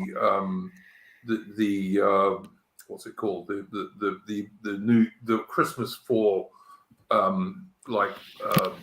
Russians and Ukrainians, the Orthodox Christmas, which is on a slightly different calendar, Putin offered Ukraine a ceasefire, so no one would get killed over the Christmas period, and the Ukraine turned it down, didn't they? Yeah. Patriarch Kirill of the Russian Orthodox Church proposed it, same with Putin, and Zelensky just told him to F off, pretty much. And then when the Russians carried on with fighting during what was supposed to be the truce, you of course had all the talking heads, MSM and all these lot, whinging about the Russians fighting during the so-called truce when the Ukrainians rejected it to begin with. So yeah, there was that. Ben Gale, I love the nation of China. No, I never said that, mate. That's just a total lie. That's a real quote. I've got the proof. Really? I think you said something else after it, but Yeah, okay, I must have done, because like I'm not a lover of the Chinese Communist Party at all. Biaki, well, you have made your fondness. What's a Charlie Fems? Someone needs to tell me what that is, because I have no idea. don't worry about it. Just let the chat be retarded. Just All right, Spurg chat, as the Franklin says, it's the Spurg chat. So yeah, all right. But yeah, it's I don't know. Just treat them as like special needs kids. I just ignore them. Some of them, yeah, not all of them, but some of them. Yeah, okay, fair enough. I'm no fan of the Chinese Communist Party. I've got to tell you guys, I'm really not, and I've been slagged off over that by many people on the right who think that the Chinese Communist Party is somehow or other based, and it ain't. No, they're not, because the trouble is, if they adopted a more sort of transcendent sort of approach to their nation, but no, they're just pure. I mean, they're just pure capitalist consumerists at this point, and yeah, it's they're I mean, they're near enough. They're exactly the same as America, to be honest. I mean, at least they're honest about their one-party state, though. Oh, okay. I'm seeing what people in the chat are saying now. I do remember I have said that I think some Japanese and Chinese women are cute. Okay, I have. Sorry. disavow yellow fever is wrong. Well, that's absolutely fine for all you dudes. I don't lie. Some Japanese and Chinese women are cute. So there we go. Only simp for Anglo women, and only the ones with base potential. I don't simp for women generally, to be honest with you, but no. But some Japanese and Chinese women are cute, without a doubt. I'm sorry, they are. If you don't have to agree with me, but it is the truth. You won't find me saying African women are cute, because they're not, by and large. So there we go. Latin Americans. Yeah, Latin Americans are fine. There's Only the many. white ones. Well, yeah. Generally, the whiter they are, the better they are. I'll kind of agree with that. But White makes right. Endorsed by the stream. I'll kind of agree with that too. Yeah, as long as it's like British white and not continental white. Hey, look, Jules Roy, who I don't always agree with, is making a very good point here. That Chinese women never look like Lizzo. So there you go. I bet there's like one wife of like a high-ranking official in the Chinese Communist Party that looks a bit like a Chinese Lizzo. I bet there's one. Yeah, she's on the stage playing Mao's crystal flute as we speak. Yeah, I bet there isn't. And last independent thinker says the Japanese understand honor. They do when they're not overtaken by, as they were at one stage in World War II, by some silly thinking. But generally, yes, I agree, they do. I see my grandfather would be very cross with that statement. Well, no, I just said in World War II they didn't. All right. Yeah, no, not with you. Sorry, the statement, but underneath by the YouTube comments there. Yeah. All right. Did you have anything you wanted to add to that, Mitch, on what we were talking about in terms of the religious nonsense that's going on at the moment in Ukraine? All I would say is it just reflects the whole sort of anti-Russian crusade that's going on. Like you also get the statues of Russian generals being removed in Odessa, even though southern Ukraine itself was never populated by Ukrainians before the Russians took it from the Tatars. Well, Ukraine means borderland, does it not? That's correct. Yeah. It's actually isn't it the Ukraine? That's how. Yeah, but it means borderlands, doesn't it, Mitch? Yeah, it does. Yeah. The Kalai part just means strange land, but it just means border. Yeah, and then because the thing about Ukraine is half the land that they've got in the south from the east, they only have it because the Russians gave it to them after they took it from the Turkic nomads who dominated the area for a long while. So most of Ukraine at this point, you just look at Ukraine, you just think, yeah, it doesn't deserve the borders it had. At the very least, Donbass, Crimea, and some other land should have been given to Russia. But I think I've already said that many times over. Yeah. I mean, one of the things I don't get is why are they choosing to do this anti-orthodox policy now? Like, surely that's usually the sort of policy that comes out in a post-war period. But they're doing it, and the thing is, I've seen actually quite a few videos, like a good sort of 3 dozen, and I wasn't even really looking for them, of Ukrainian troops that are denouncing this sort of thing and kicking off about it. And then, of course, I've seen a little bit of unrest at home generally about it. So I don't really understand why they're choosing to do this in the middle of a war that they desperately need to win from their perspective. Well, Ataman, you need to look at the guy who's running the show and what he believes. But if he believes anything, if he believes anything. But I think the reality, ultimately, the power behind Ukraine is that there is what we call the global American empire, and that is it's about making sure Ukraine is part of the West. One of the problems with Ukraine, however, is it is still, but before their intervention, like I mentioned, Ukraine, especially rural Ukraine, was still very much linked to its historical traditional past, and this is about it's about creating an environment where they can do what they did with the former Warsaw Pact countries and spread global American ideology without any resistance. And I think the Orthodox Church, whatever you say about Orthodox churches, and I've lived in a country where you've had an Orthodox church. I was born in a country which it's incredibly influential. I mean, you can't really compare it to any Protestant or Catholic church in any countries in the West today. So the influence on it, I think it's a way of making sure Ukraine is permanently disconnected. They're disconnected from their past. They're going to create this sort of false identity around globalism. It wouldn't surprise me if there's even a point where they start encouraging immigration from Africa and all over the place. And I also think it's a very important. When I say Kiev itself, the historical importance to the Russian people, being it their sort of ancient capital. This is like a humiliation ritual. Look what they've done with the English capital. It's not even English anymore. Yeah, Paris the same, Berlin, Brussels, Madrid. It's all the same. It's like this. They're going through the humiliation ritual, but they're going through it a lot faster than what we experienced. Rainbow flags everywhere. And if you dare criticize them, you get taken to court. Yeah, I mean, I've kind of,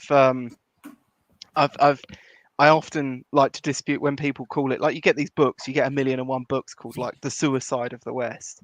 And I often like to say to people, it's not suicide, it's murder. Because there's definitely there's definitely an aspect to which this is accelerated over a regular decline, because it's kind of got it's got a strong element of ethnic resentment that doesn't usually start to flit until later in a usual sort of arc of a societal decline.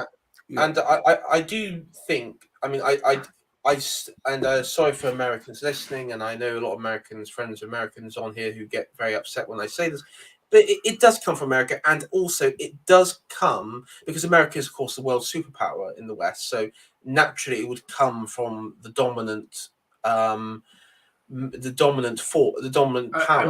And Britain is America's poodle. Ever since since World War II, basically. Yes, since World War II, that is correct. But this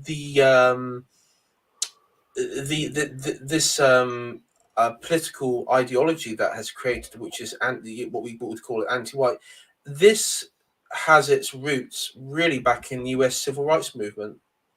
To be honest, that's.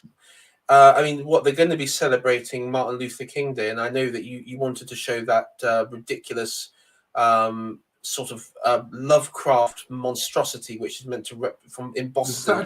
The statue that looks like someone holding a turd. Well, it looked from one angle, it looked like some sort of monster from a Lovecraft sort of monster or something. But it all sort of in my mind dates back to that. And in America, what happened? The WASP were overthrown by a coalition of Irish blacks and others. I'm not even sure. I'm not even sure, AI, that it's true to say Irish.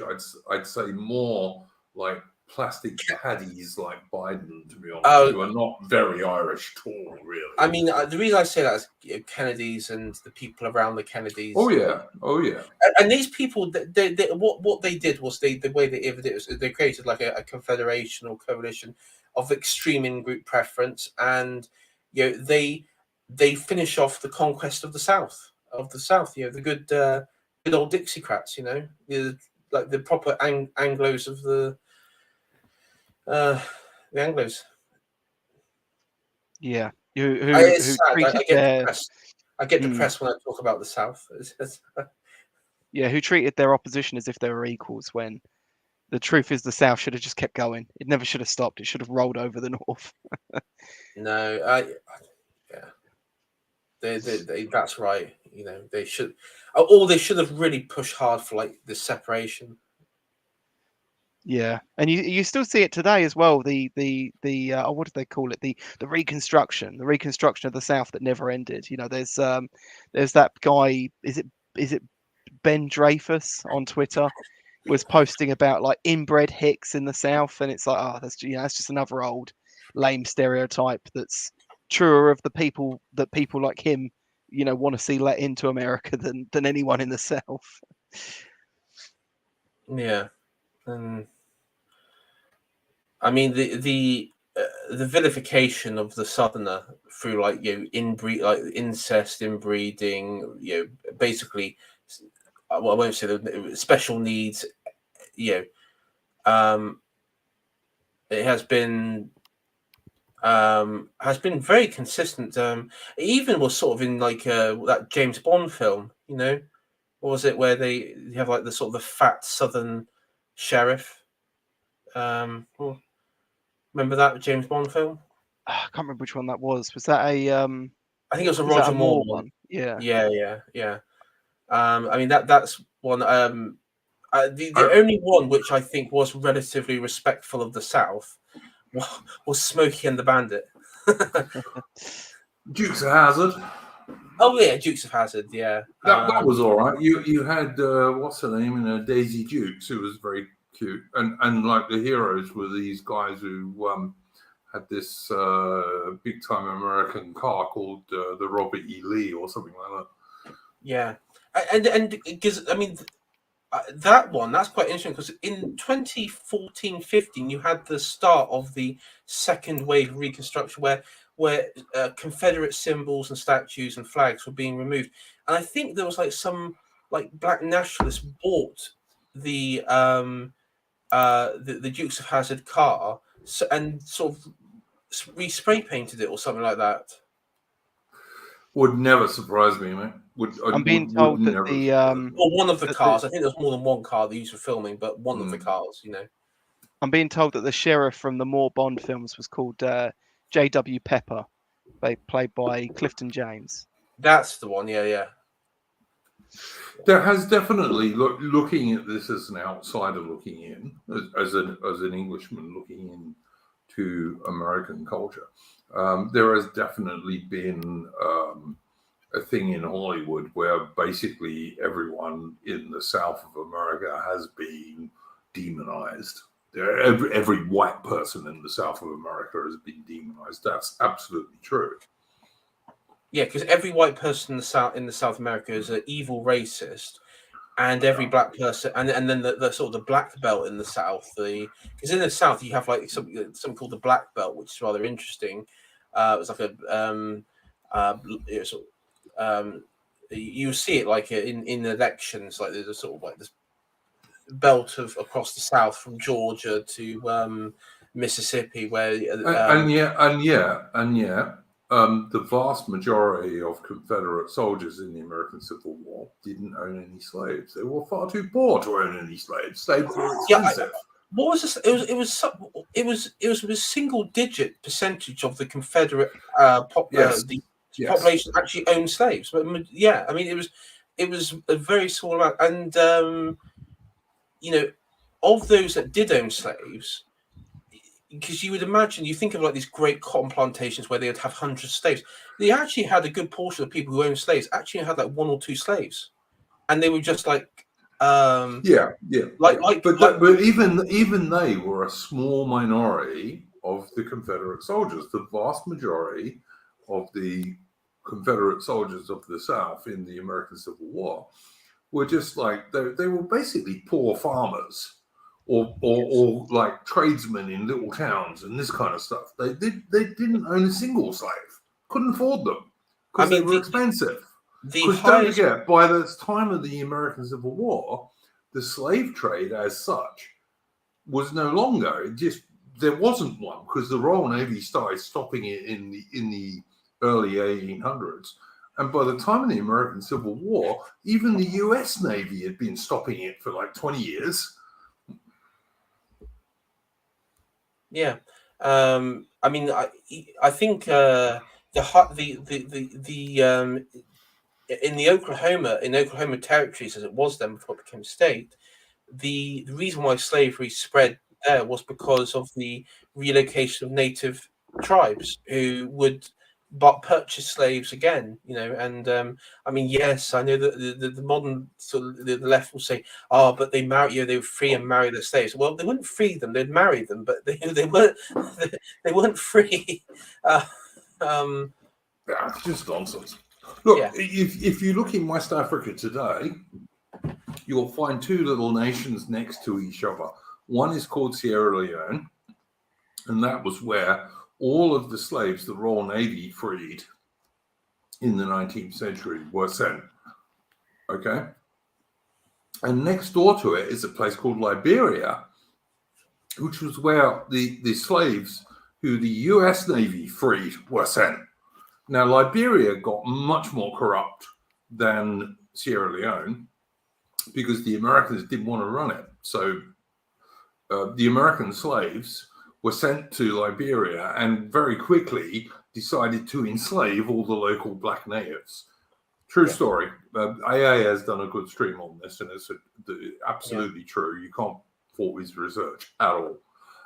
Whereas, of course, in Sierra Leone, it remained a British colony into the 1960s, and so was nowhere near as corrupt. But our history on slavery is nonsense. And it's even more nonsense in that all nations of all races and all colors had slavery until white Europeans, and in the first place, the British, stopped it at the end of the 18th century. We were the first guys to do it. And in fact, you really couldn't be a slave in the UK from at very latest somewhere around 1770. because there was a High Court judgment in the UK in about 1770, roughly, where the judge turned around and said, "No, the air of England is too free, so there are no slaves in England," and there were no slaves in England. I actually looked in because I've been looking into this into Francis Drake, right? Because of this story that came up recently where they've renamed a primary school, which used to bear his name, to I think they've changed it to Twin Oaks now. Yeah, that's right. Yeah. And so I had a quick look into Francis Drake. I remember looking into him in school, and always thinking he was a very cool figure because I've kind of been quite into the sort of the early Elizabethan era. But yeah, he was a good dude. And the claims about the slavery links, like people seem to just gloss over them one side or the other, but they're pretty like thin on the ground. Like he was possibly on a ship, as a crew hand or something that transported slaves. Okay, I mean, but when he got his own ships, he didn't do any of that. So I don't really see what the thing is. I was engaged with a sort of argument where I just said I don't remember. Where on the Gold, because his ship was the Golden Hind, was it? Yep. I don't I remember seeing diagrams of it. That where were the slaves kept on the Golden Hind? It's not a slave ship; it's a warship. That was my point. Because the BBC and the usual media saying slave trader Sir Francis Drake, and it's like, but I don't think he never traded any slaves. He would free slaves from Spanish ships. AI, the Golden Hind, and there's a very good replica, a good accurate replica of the Golden Hind that you can usually find in London. She's a race-built galleon, and she has no room for anything except guns and fighting men. That's what she's for. Supposedly, some of the Spanish slaves used to come to him when he was raiding these colonies. They used to come to him and like plead, like beg to come on his boat. Yeah, but Ataman, that could have been for the same reason that during the American War of Independence and also the War of 1812, black slaves used to come on board Royal Navy ships, because if you came on board a Royal Navy ship and the captain accepted you as part of his crew, you're free. That's it. Yeah. And a lot of people used to do that. I mean, I do think that the reason why Sir Francis Drake, I remember during the whole 2020 BLM nonsense, because of course his birthplace and his hometown of Tavistock in Devon was what there was threats to tear down the statue, like with Colston. The same thing happened there. But it didn't. Fortunately, it didn't happen thanks to local action, which helped that. But at the same time, I think the reason why they're going after him is for it's again, he is a symbol of what I would say, like the Northern European need for exploring. He is, and look, they're going after him for the same reason they go after Captain Cook, because you mustn't have white Anglo-Celtic heroes. You're not allowed to. Yeah. I mean, Raw Biscuit said in chat, it doesn't matter if there's a link or not, they want him gone. Like, yeah, that's ultimately the case. You even see this in all the media and the movies. Like, the wise man is always like Morgan Freeman, right? Or it's like a black guy in general. Yeah. You can't have any wise men or heroes of your own. You're not allowed. The Laurierist in chat says, when we started fighting black slavery, the press gang was in place. So British sailors were risking their lives to free Africans. So without freedom, were risking their lives to free African slaves. The Laurierist, look, I've got to tell you, mate, the press gang is really misunderstood in modern times. The press gang had very severe limits about what they were allowed to do. That they could press sailors' imports, including London, because it was a big port. It was actually the world's biggest port at that time. They could press sailors on the coast and imports. They were not allowed to just press Johnny anywhere. Like, they weren't interested in getting like some weaver or clerk. They wanted trained seamen. And they got so many volunteers that they didn't really need to use it that often anyway. Well, the good captains, yes, absolutely, Ammon. The good captains never needed to use a prize gang because they made their crews so much money in prize money. Like there were sailors in the 18th and 19th century who became pretty damn rich, ordinary sailors, because they were on the right ship with the right captain who just captured so many enemy prizes. But you had to be a skilled sailor to even get on that ship. Yeah, but press ganging was still in place, even if it was very, very small and very restricted. Yeah, his point still stands that it was.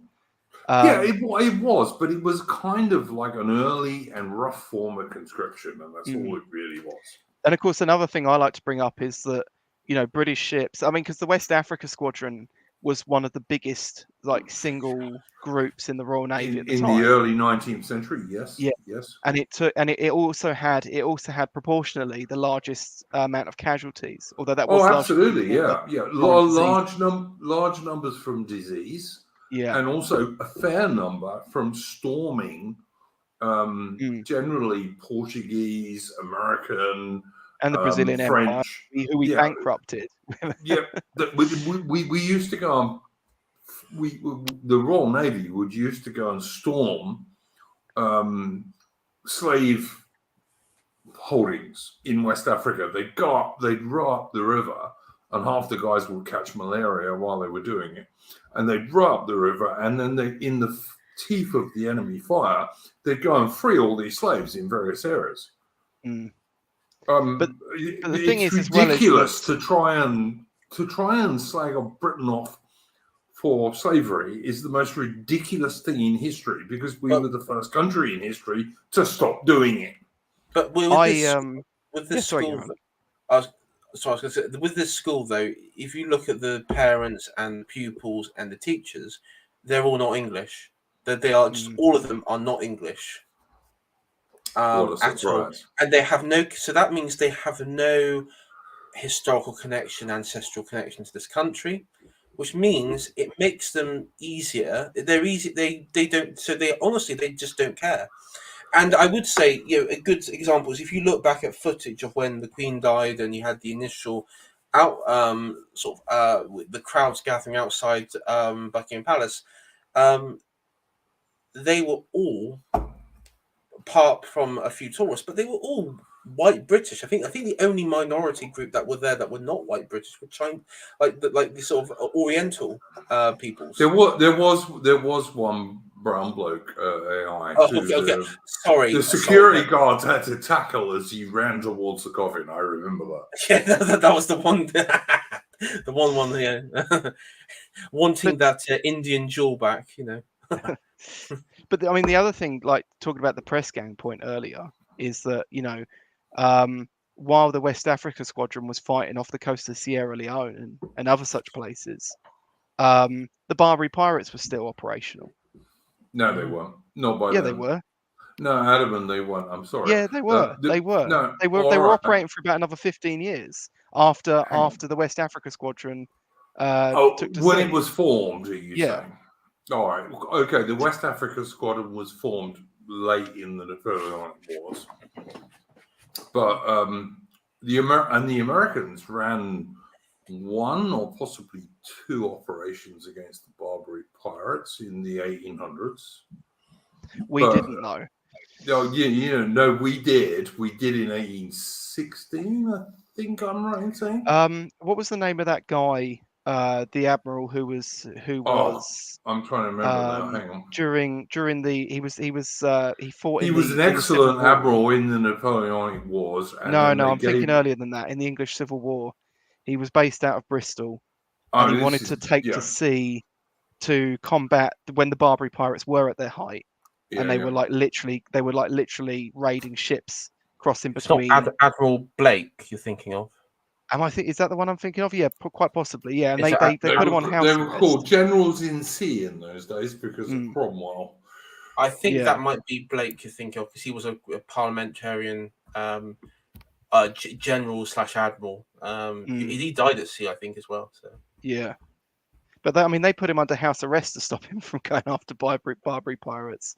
Like there really wasn't that much interest in tackling them here for a very, very long time. I mean, you also have to remember places like Cornwall and parts of Devon, mainly Cornwall, were the targets of like the Moors throughout history when it came to slavery as well.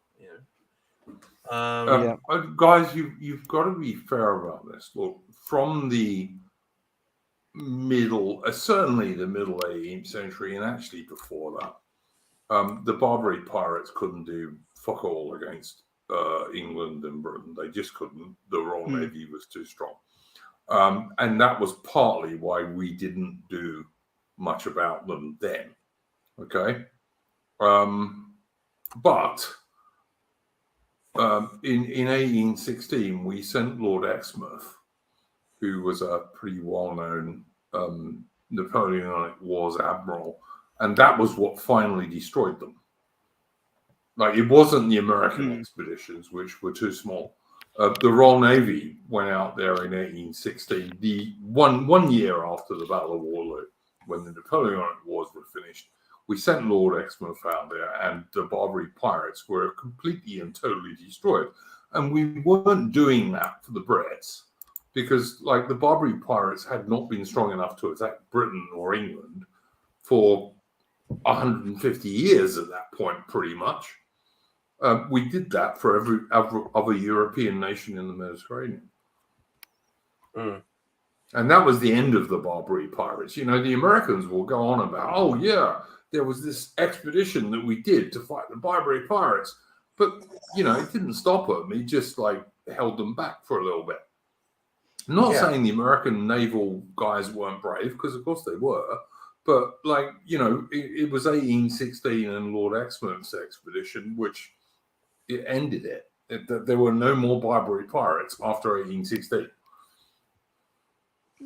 Yeah, and you can't really slave the Brits for not doing it until 1816, because up until then we'd been fighting France and America and like every other bastard. You know what I mean? I mean, the Barbary pirates operated. If I remember, it was it's Monday, Algeria, Tunisia, and Libya. Yeah, that was the sort of the Barbary pirates reign. Because I'm just trying to think, because of course those territories were also technically, even though weren't always adhered to, but were part of the Ottoman Empire. Supposedly, yeah. Supposedly, I mean, the reality on the ground, Ottomans had very little influence during that period. But then, of course, you had the French, who would this is after the Napoleonic era, would then take Algeria. And then, of course, you had later on, you had the sort of direct scramble for Africa. So, I mean, I'm just trying to think. Much later on, like 67 years. 60 years later on, yeah. Oh, I was thinking like with Libya, because Libya sort of fell back under Ottoman rule, didn't it, for a bit, and then it went to and then Italy captured it after a very inept war. Yes. But yeah, I look, no problems with any of that.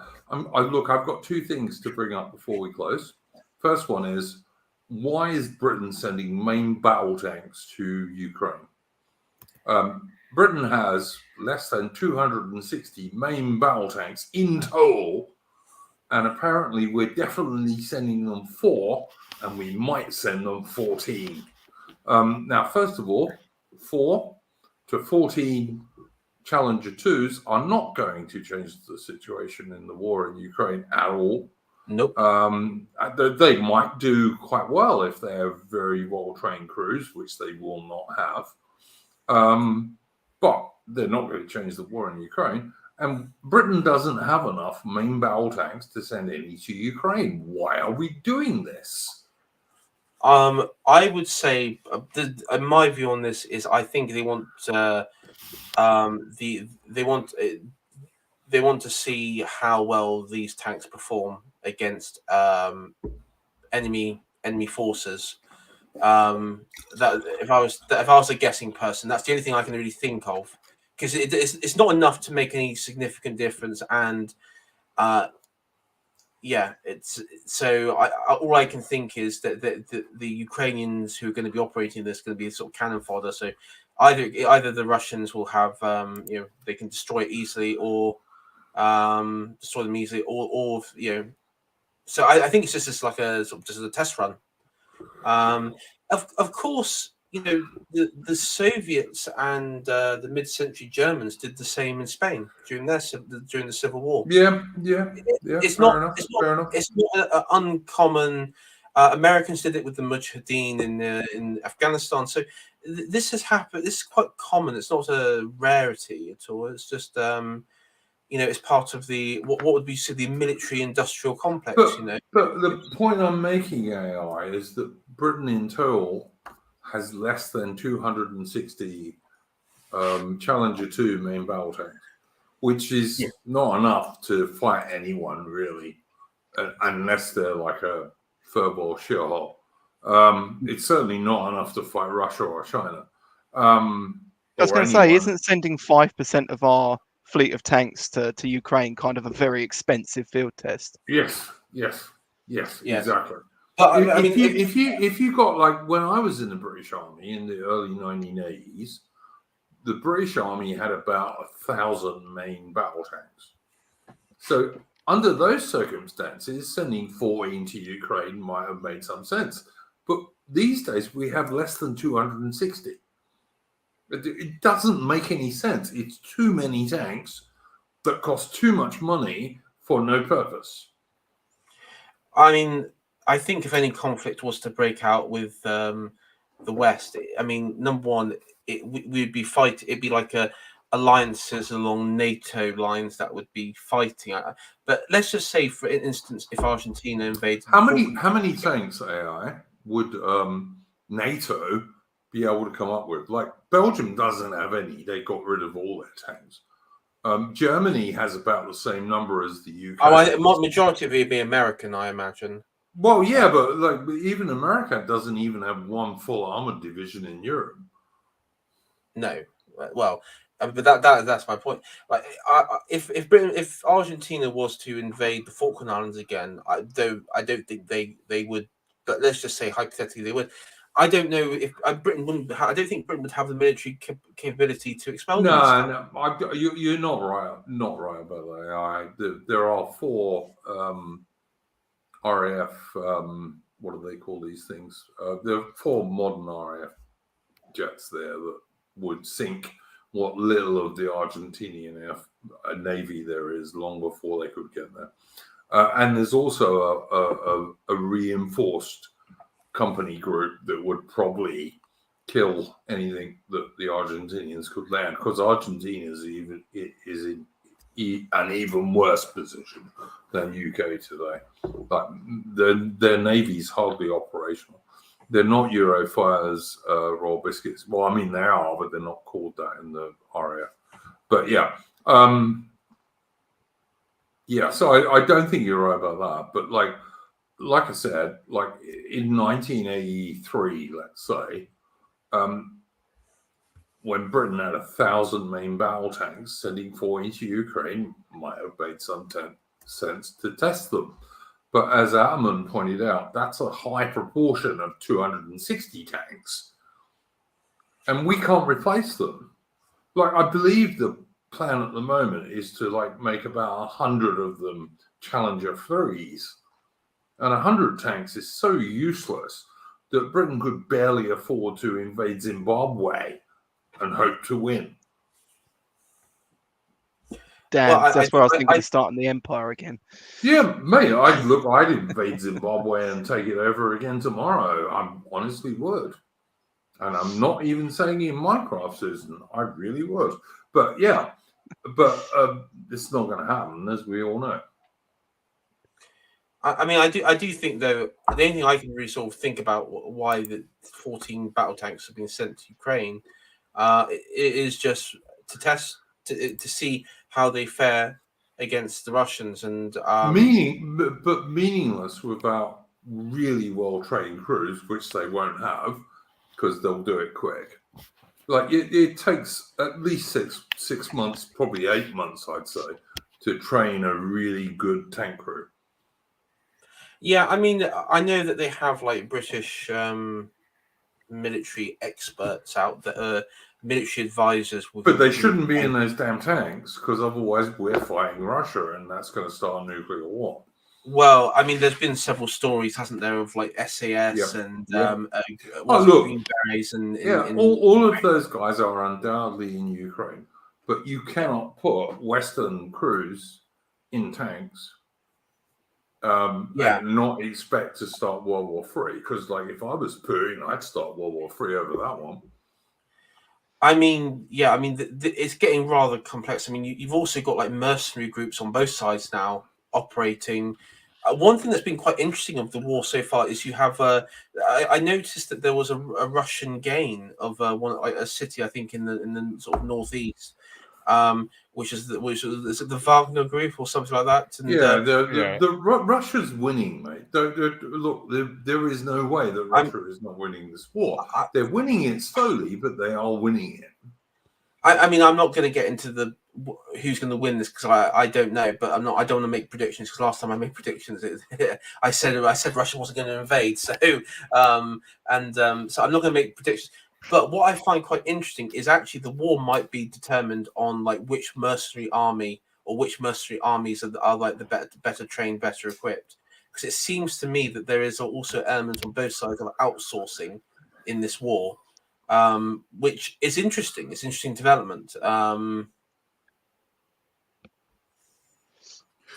Well, yeah, except that Russia just mobilized 370,000 men, and like no Western or even the Wagner group in Russia, none of those people can mobilize like even a quarter of that. Oh no, I mean, I think Putin is going to do quite a big offensive, like a second offensive. But I think I think one of the things I actually, one of my predictions which didn't come true, I actually was expecting Putin to launch an offensive on Christmas Day. No, what you mean in our Christmas Day? Our Christmas Day, because the idea was I was thinking the Western powers, they're the administration staff, government officials would sort of be taken bit by surprise, and I mean, I think the invasion of Afghanistan was Christmas Eve. I think was it New Year's? Maybe New Year's actually. I can't remember exactly, but either way, I was expecting an invasion. The footage coming out of Bakhmut is quite, because I saw the BBC yesterday saying, sort of slowly admitting that actually Ukraine probably has lost, and they said expect a tactical retreat of Ukrainian forces. It's like, well, a retreat is a retreat. I mean, if they, I was saying to myself, well, just be honest. Just say, have they lost the city or not? Is the city?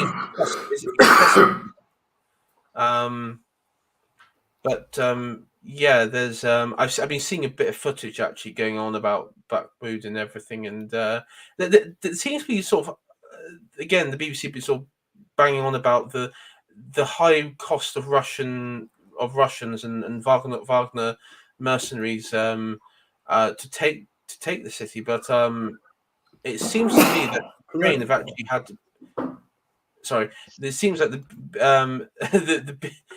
expecting the BBC to be honest, but one thing is that the I mean, what still amazes me is the way that they the way that they still defend the indefensible position, which sort of impresses me, to be honest. Like, oh yeah, expect Ukraine to do like tactical retreats, while they have like burning trucks and people carried off in stretchers in the background.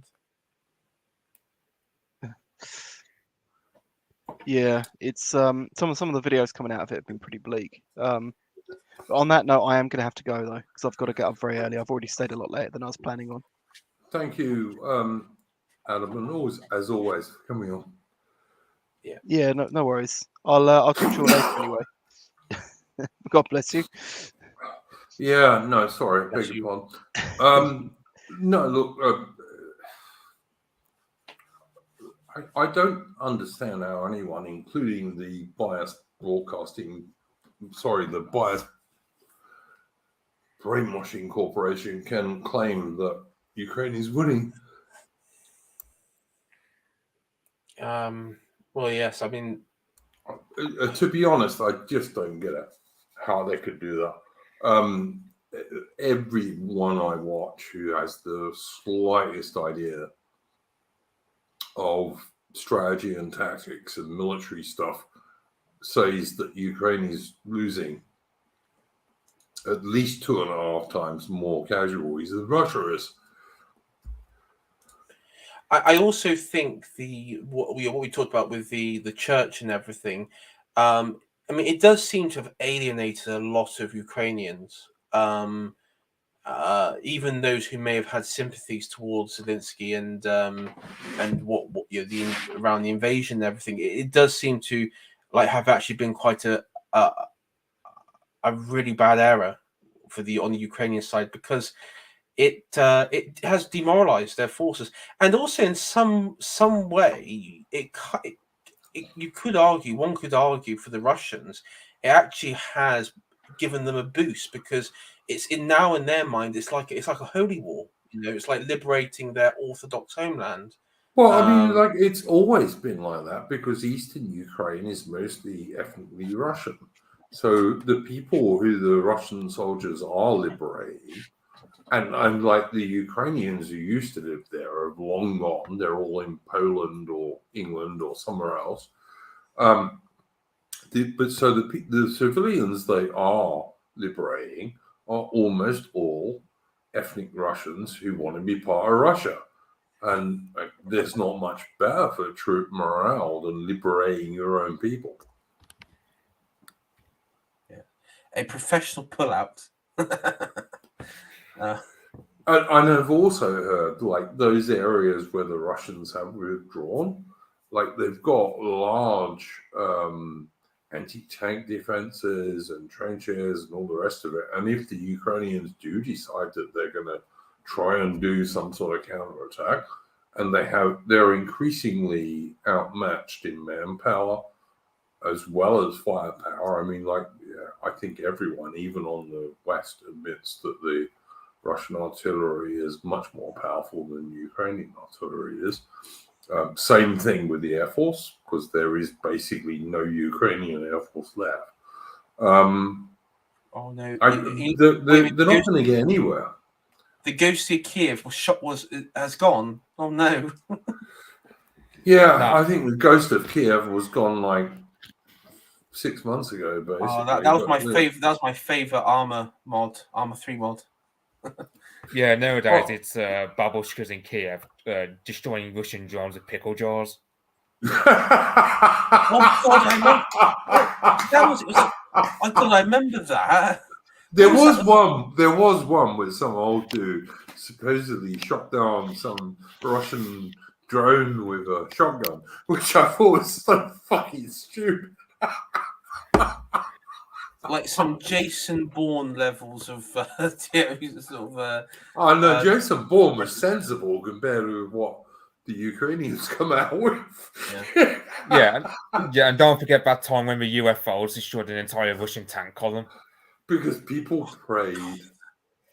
Yeah, I saw that, UFOs taking out Russian tanks and everything, and abducting Russian soldiers. And all right, guys, last subject, and I'm sorry Ataman's gone because I wanted him on for this one. Some people, like Oliver, i.e. Semyago, think that the British Empire was the start of the gay. And I don't agree with that. What do you dudes think? I don't agree with it, honestly. I really like Oliver of Semyago. I think he's a good dude. And he's one of the most intelligent channels in our sphere. But the idea that the British Empire was the start of the gay and not the Americans, I'm sorry, I think that's American cope. But, whatever. What do you dudes think? Mitch, do you want to go first, or I can't really think of much to say. I mean, the British Empire, in terms of the culture it's exported, I mean, what? I don't see it being the same as the culture we got today. Like we didn't tell, for example, we didn't tell brown people to embrace feminism. Like we did the suffragettes, but I don't think we told the brown people to embrace the suffragettes like we did. We didn't like the suffragettes. I know. They were terrorists who planted bombs. Yeah. Conservative and liberal politicians alike, they didn't. I mean, if you look at Afghanistan, when the British created their puppet state in Afghanistan, we did it along the traditional Islamic lines. We put an Islamic and withdrew after we put that in place. Fucked off. Yeah, I would accept both cases ended badly, but at the same time, when we had it in place, it was successful because we adhered to the local customs and tradition. But the British export part was, but we're going to have forts here, like in Helmand and Jalabad and places like that. We're going to basically have like we're just going to be here as just the frontier power, right? And if you look at the American style of creating the modern Afghanistan state, it's basically, well, here's a corrupt guy we're going to put in, and who has no connection to the country. He's basically lived most of his life outside the country. Britain and we're going to have Abdurrahman. That's right. And we're going to have all these NGO groups who are going to try and promote sodomy to your children, and you're going to worship feminism, and that's going to be like more important than your stupid little backward religion. And of course, what Britain did was they put in Abdurrahman, who was a very traditional Afghan and a powerful bloke who would like kill you if you were against him, and just said, look, we'll support this dude, and if Russia invades Afghanistan, our troops will come in and support him. But if you don't invade Afghanistan, he can do his stuff. That's what Britain did. Yeah, and if you look at what happened, if you look at Britain had a very short presence in Afghanistan directly, like a direct legacy. They're a very short one, but the British forts still sort of stand. Some infrastructure was still present. But then if you look at the American legacy, it was all the day that the capital fell to the Taliban. The George Floyd mural. That was rightfully taken down, and Islamic literature was sprayed over the top of it. And the American embassy had gay pride flags. Yeah, and that was I imagine that was either used for toiletries or hopefully or something. So yeah, I don't, and also I had in my family had my grandfather was in the British Army in India. His brother was a administrator in India, and they didn't try. I would say to Oliver, they were not. There was no aspect of their lives or any of their other superiors' lives that tried to promote, like what I would describe as gay policies like feminism, equality. My grandfather was a British soldier in India, like in between the two world wars, and totally agree with you, mate. And just as it's in the chat, my grandfather, he was a senior officer. We actually got a great photo of him with Mountbatten at the time. When Mountbatten was a cut. Yes. But yes. Yeah, it was a shame. But this was just during the war period, so this was a bit before everything went sort of to shit. Yeah. but my point was that my family had a long tradition and history with India up until independence. But they weren't pushing, and people involved in that administration weren't pushing, anti-civilizational, what would we describe as anti-civilizational propaganda on the population to turn them into femboys and homosexuals and trannies. Not that you had to work very hard to turn Afghan boys into femboys, but yeah, okay, absolutely agree. Yeah, and I see you kept the Indians from burning widows, but that was from a Christian perspective, and I'm not. I mean, if you're going to say Christianity is a form of like global American, like gay anti-civilizational things, then I mean that's ridiculous, because Christianity is in itself a transcendent belief system. But Bolero 393 is a mate of mine, all right, and I will just say this. There was no opposition from the vast majority of Hindu Indians to the British stopping Hindu women having to throw themselves on the funeral pyre of their dead husband. Most Hindu women were not against that being stopped, in the same way as most Hindus were not against the Thuggees being wiped out by the British, who used to murder travelers on the Indian roads. And the British stopped that too. I mean, the trouble is, I would say Bolero, but look what the Romans did to the Druid culture. I mean, are you going to say, well, the Roman Empire was gay because they stopped, they got rid of the Druids? I mean, I don't. Human sacrifices, yeah. Yeah, and humans. So I don't. I understand what you say, egalitarian, but it's not. It's not. I understand what the idea of what you mean egalitarian Protestantism, but the perspective that was done at the time, and what was it, Napier? He was the one in India at the time when this. It was purely from, I'm a conqueror. I've got my army here, and I set down the laws. I mean, that's not some like social justice liberal perspective. That's just a fact. Like, whoever has the largest army and has the largest presence in a region gets to determine the rules. I mean, that's not okay. But the point I'm trying to make, AI, is that the vast majority of Indians were not against the idea that the Brits would stop Hindu widows being thrown, which mostly they were, onto the funeral pyres of their husbands. Most Indians were not against that, really, because, they were people's daughters and sisters and this kind of stuff.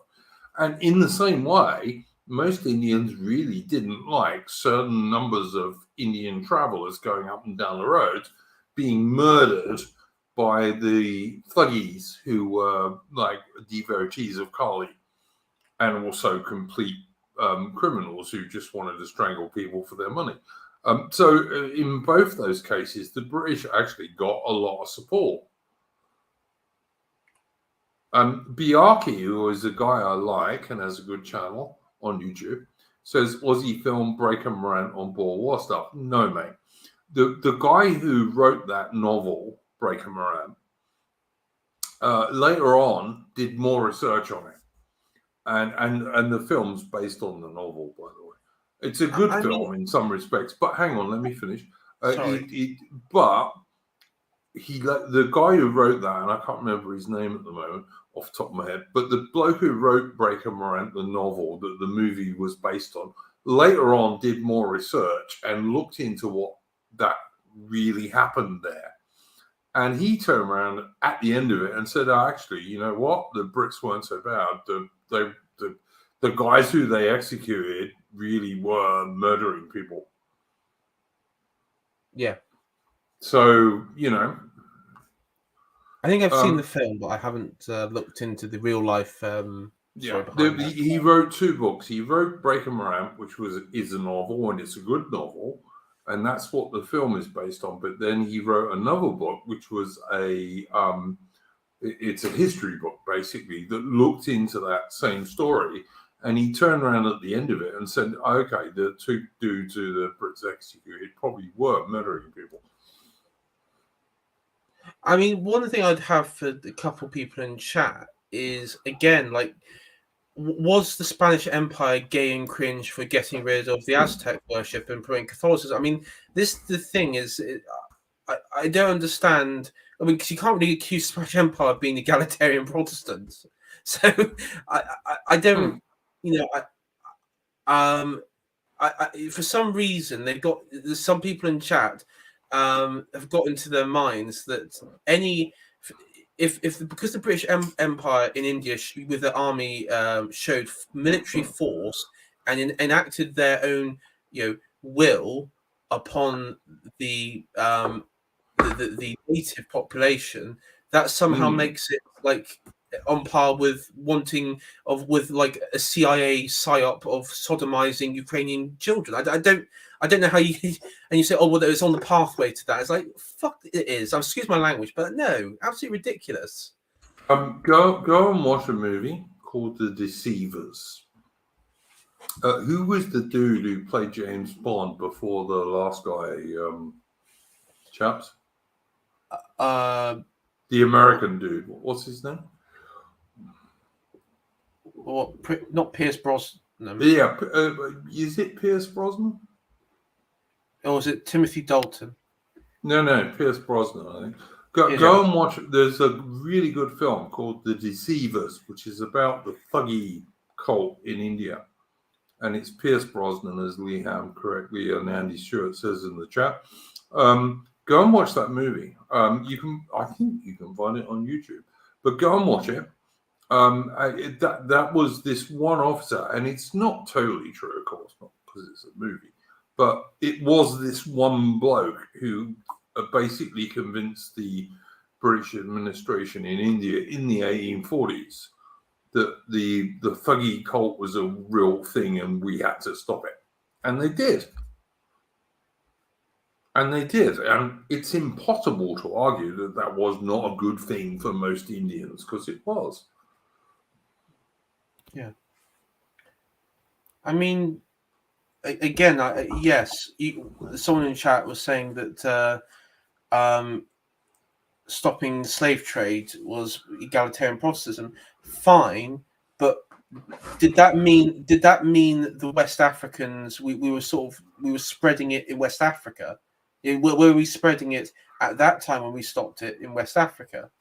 When I say and not what and say, but spreading anti-civilizational messaging. Okay, we spread Christianity. That is true. A lot later date, many missionaries. But the thing though is, I view, and this is why I don't buy the Britain thing, is you have to remember America and its culture that is exported around the world is rather unique on several fronts. One of the reasons, number one, America is their founding mythos is in a document. It's a legalistic document, right? And it is, and so that in that essence, the Americans view themselves, even though I know a lot of Americans will disagree on this point, but they will view themselves as a propositional nation. Now, personally, I don't think the foundation of America is propositional, but that's where it is at the moment. And that's something that we can't change for the moment, at least. And the Americans can't change for the moment. And so because of that, you have this situation where I think America, the American people, and the American identity is actually rather rootless, and it doesn't have any genuine connection. You might even say like a biological ethnic connection, because it's all rather mixed and matched, because again, there isn't like one homogenous group that's in running America, and it's certainly not the English British descendants. Look, AI. No one, I think, is turning. Look, I have a good friend, Don the Pleb, who's a good ex-military veteran from the U.S. Marine Corps, and I regard him as a mate. And I've got nothing against ordinary, average Americans at all. Nothing. Yeah, I mean, the government is a different thing. Yeah, I mean, and that government is also true of the UK. If Don the Plebeian, Staff Sergeant Sniper, and his people of his community were running America, then this discussion wouldn't be happening. We all know that. Exactly right. We wouldn't have an issue. This discussion wouldn't be happening, but that is not the case. And if you look at take even the worst American to date, Meghan Markle, it symbolized. She symbolized third-rate actress. Yeah, she symbolizes this this sort of this American where there's this hostility towards tradition of this country, where it's openly mocking, and everything is conceived within everything, relationship, love, things that you would not consider political as being political and on power politics. And so this is the problem with the Americans, because they just conceive everything as power and everything is political. But we're talking about the political leadership and not the average people of the country, is the point I'm trying to make. Yeah. But this is the problem with the American. This is the problem with the modern American state and what America has become and what it exports around the world. And I don't think this is. I don't know if this is conscious. Maybe I don't know if this is conscious or unconscious or just a side effect of what America spreads. But the reason why we have the erosion of Colston, the erosion of Sir Francis Drake, and everything else, is because of that ideology. I don't believe it is anything that had formulated or created during the British Empire. First of all, Britain was abolished from 1945 onwards. We are just a vassal state of America. Yeah, I mean, look, you could argue that Britain was partially abolished from 1919 onwards, but yeah, all right. I mean, yeah, but yeah, any sort of independence from America. I mean, any sort of independence from America or League of Nations style sort of an international order. 1945 onwards, yeah, it was gone, and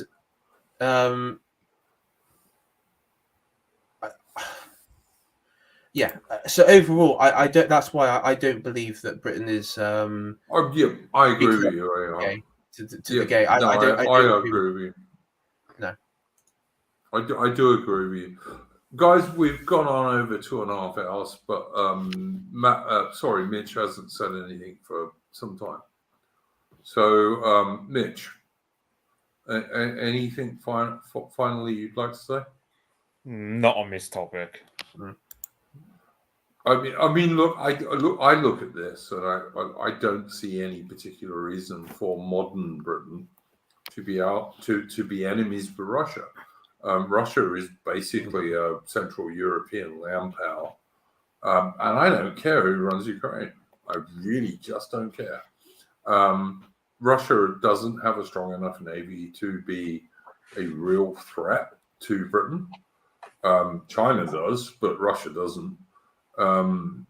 So yeah, I look, to me, like driving Russia into the arms of the Chinese Communist Party is the most ridiculous shit I've ever seen in my life. But it's just not man prime. Well, you're a gay virgin, so I don't care.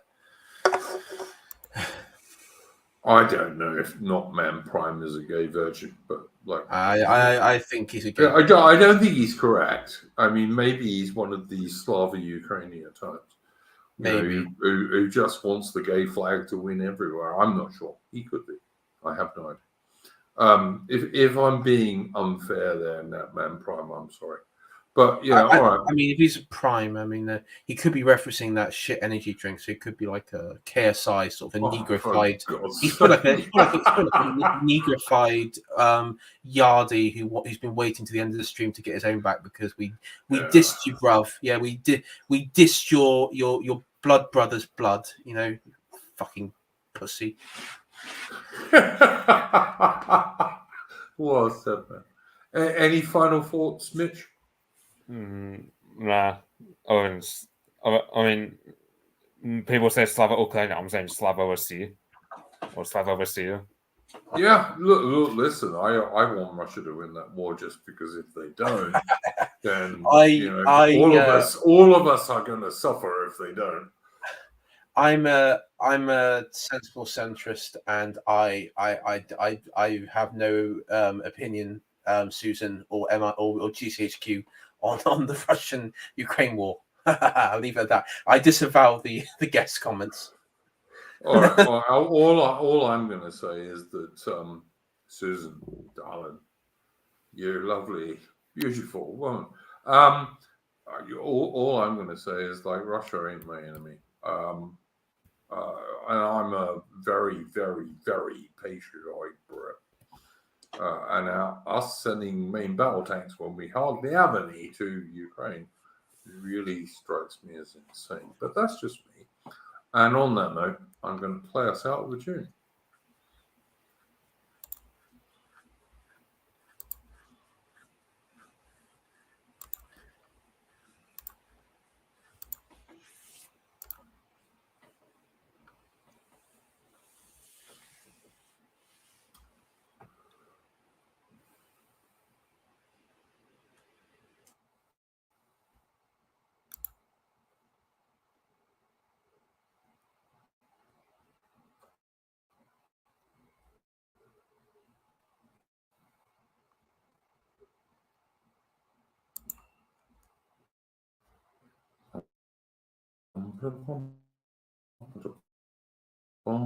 Eventually, those.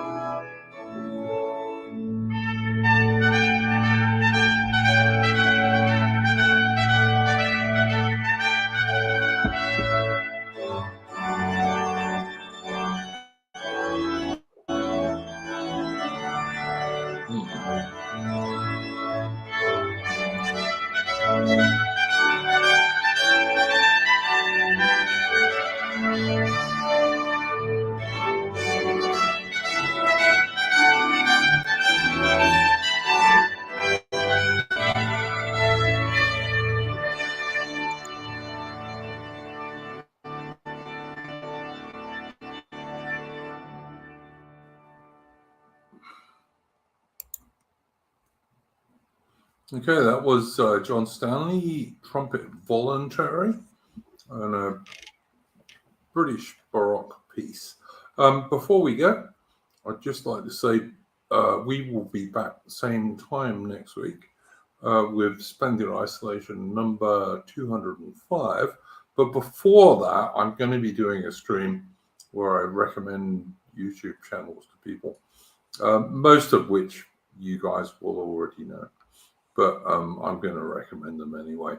And I'm going to try and do it in the order that I think how good they are, if you see what I mean.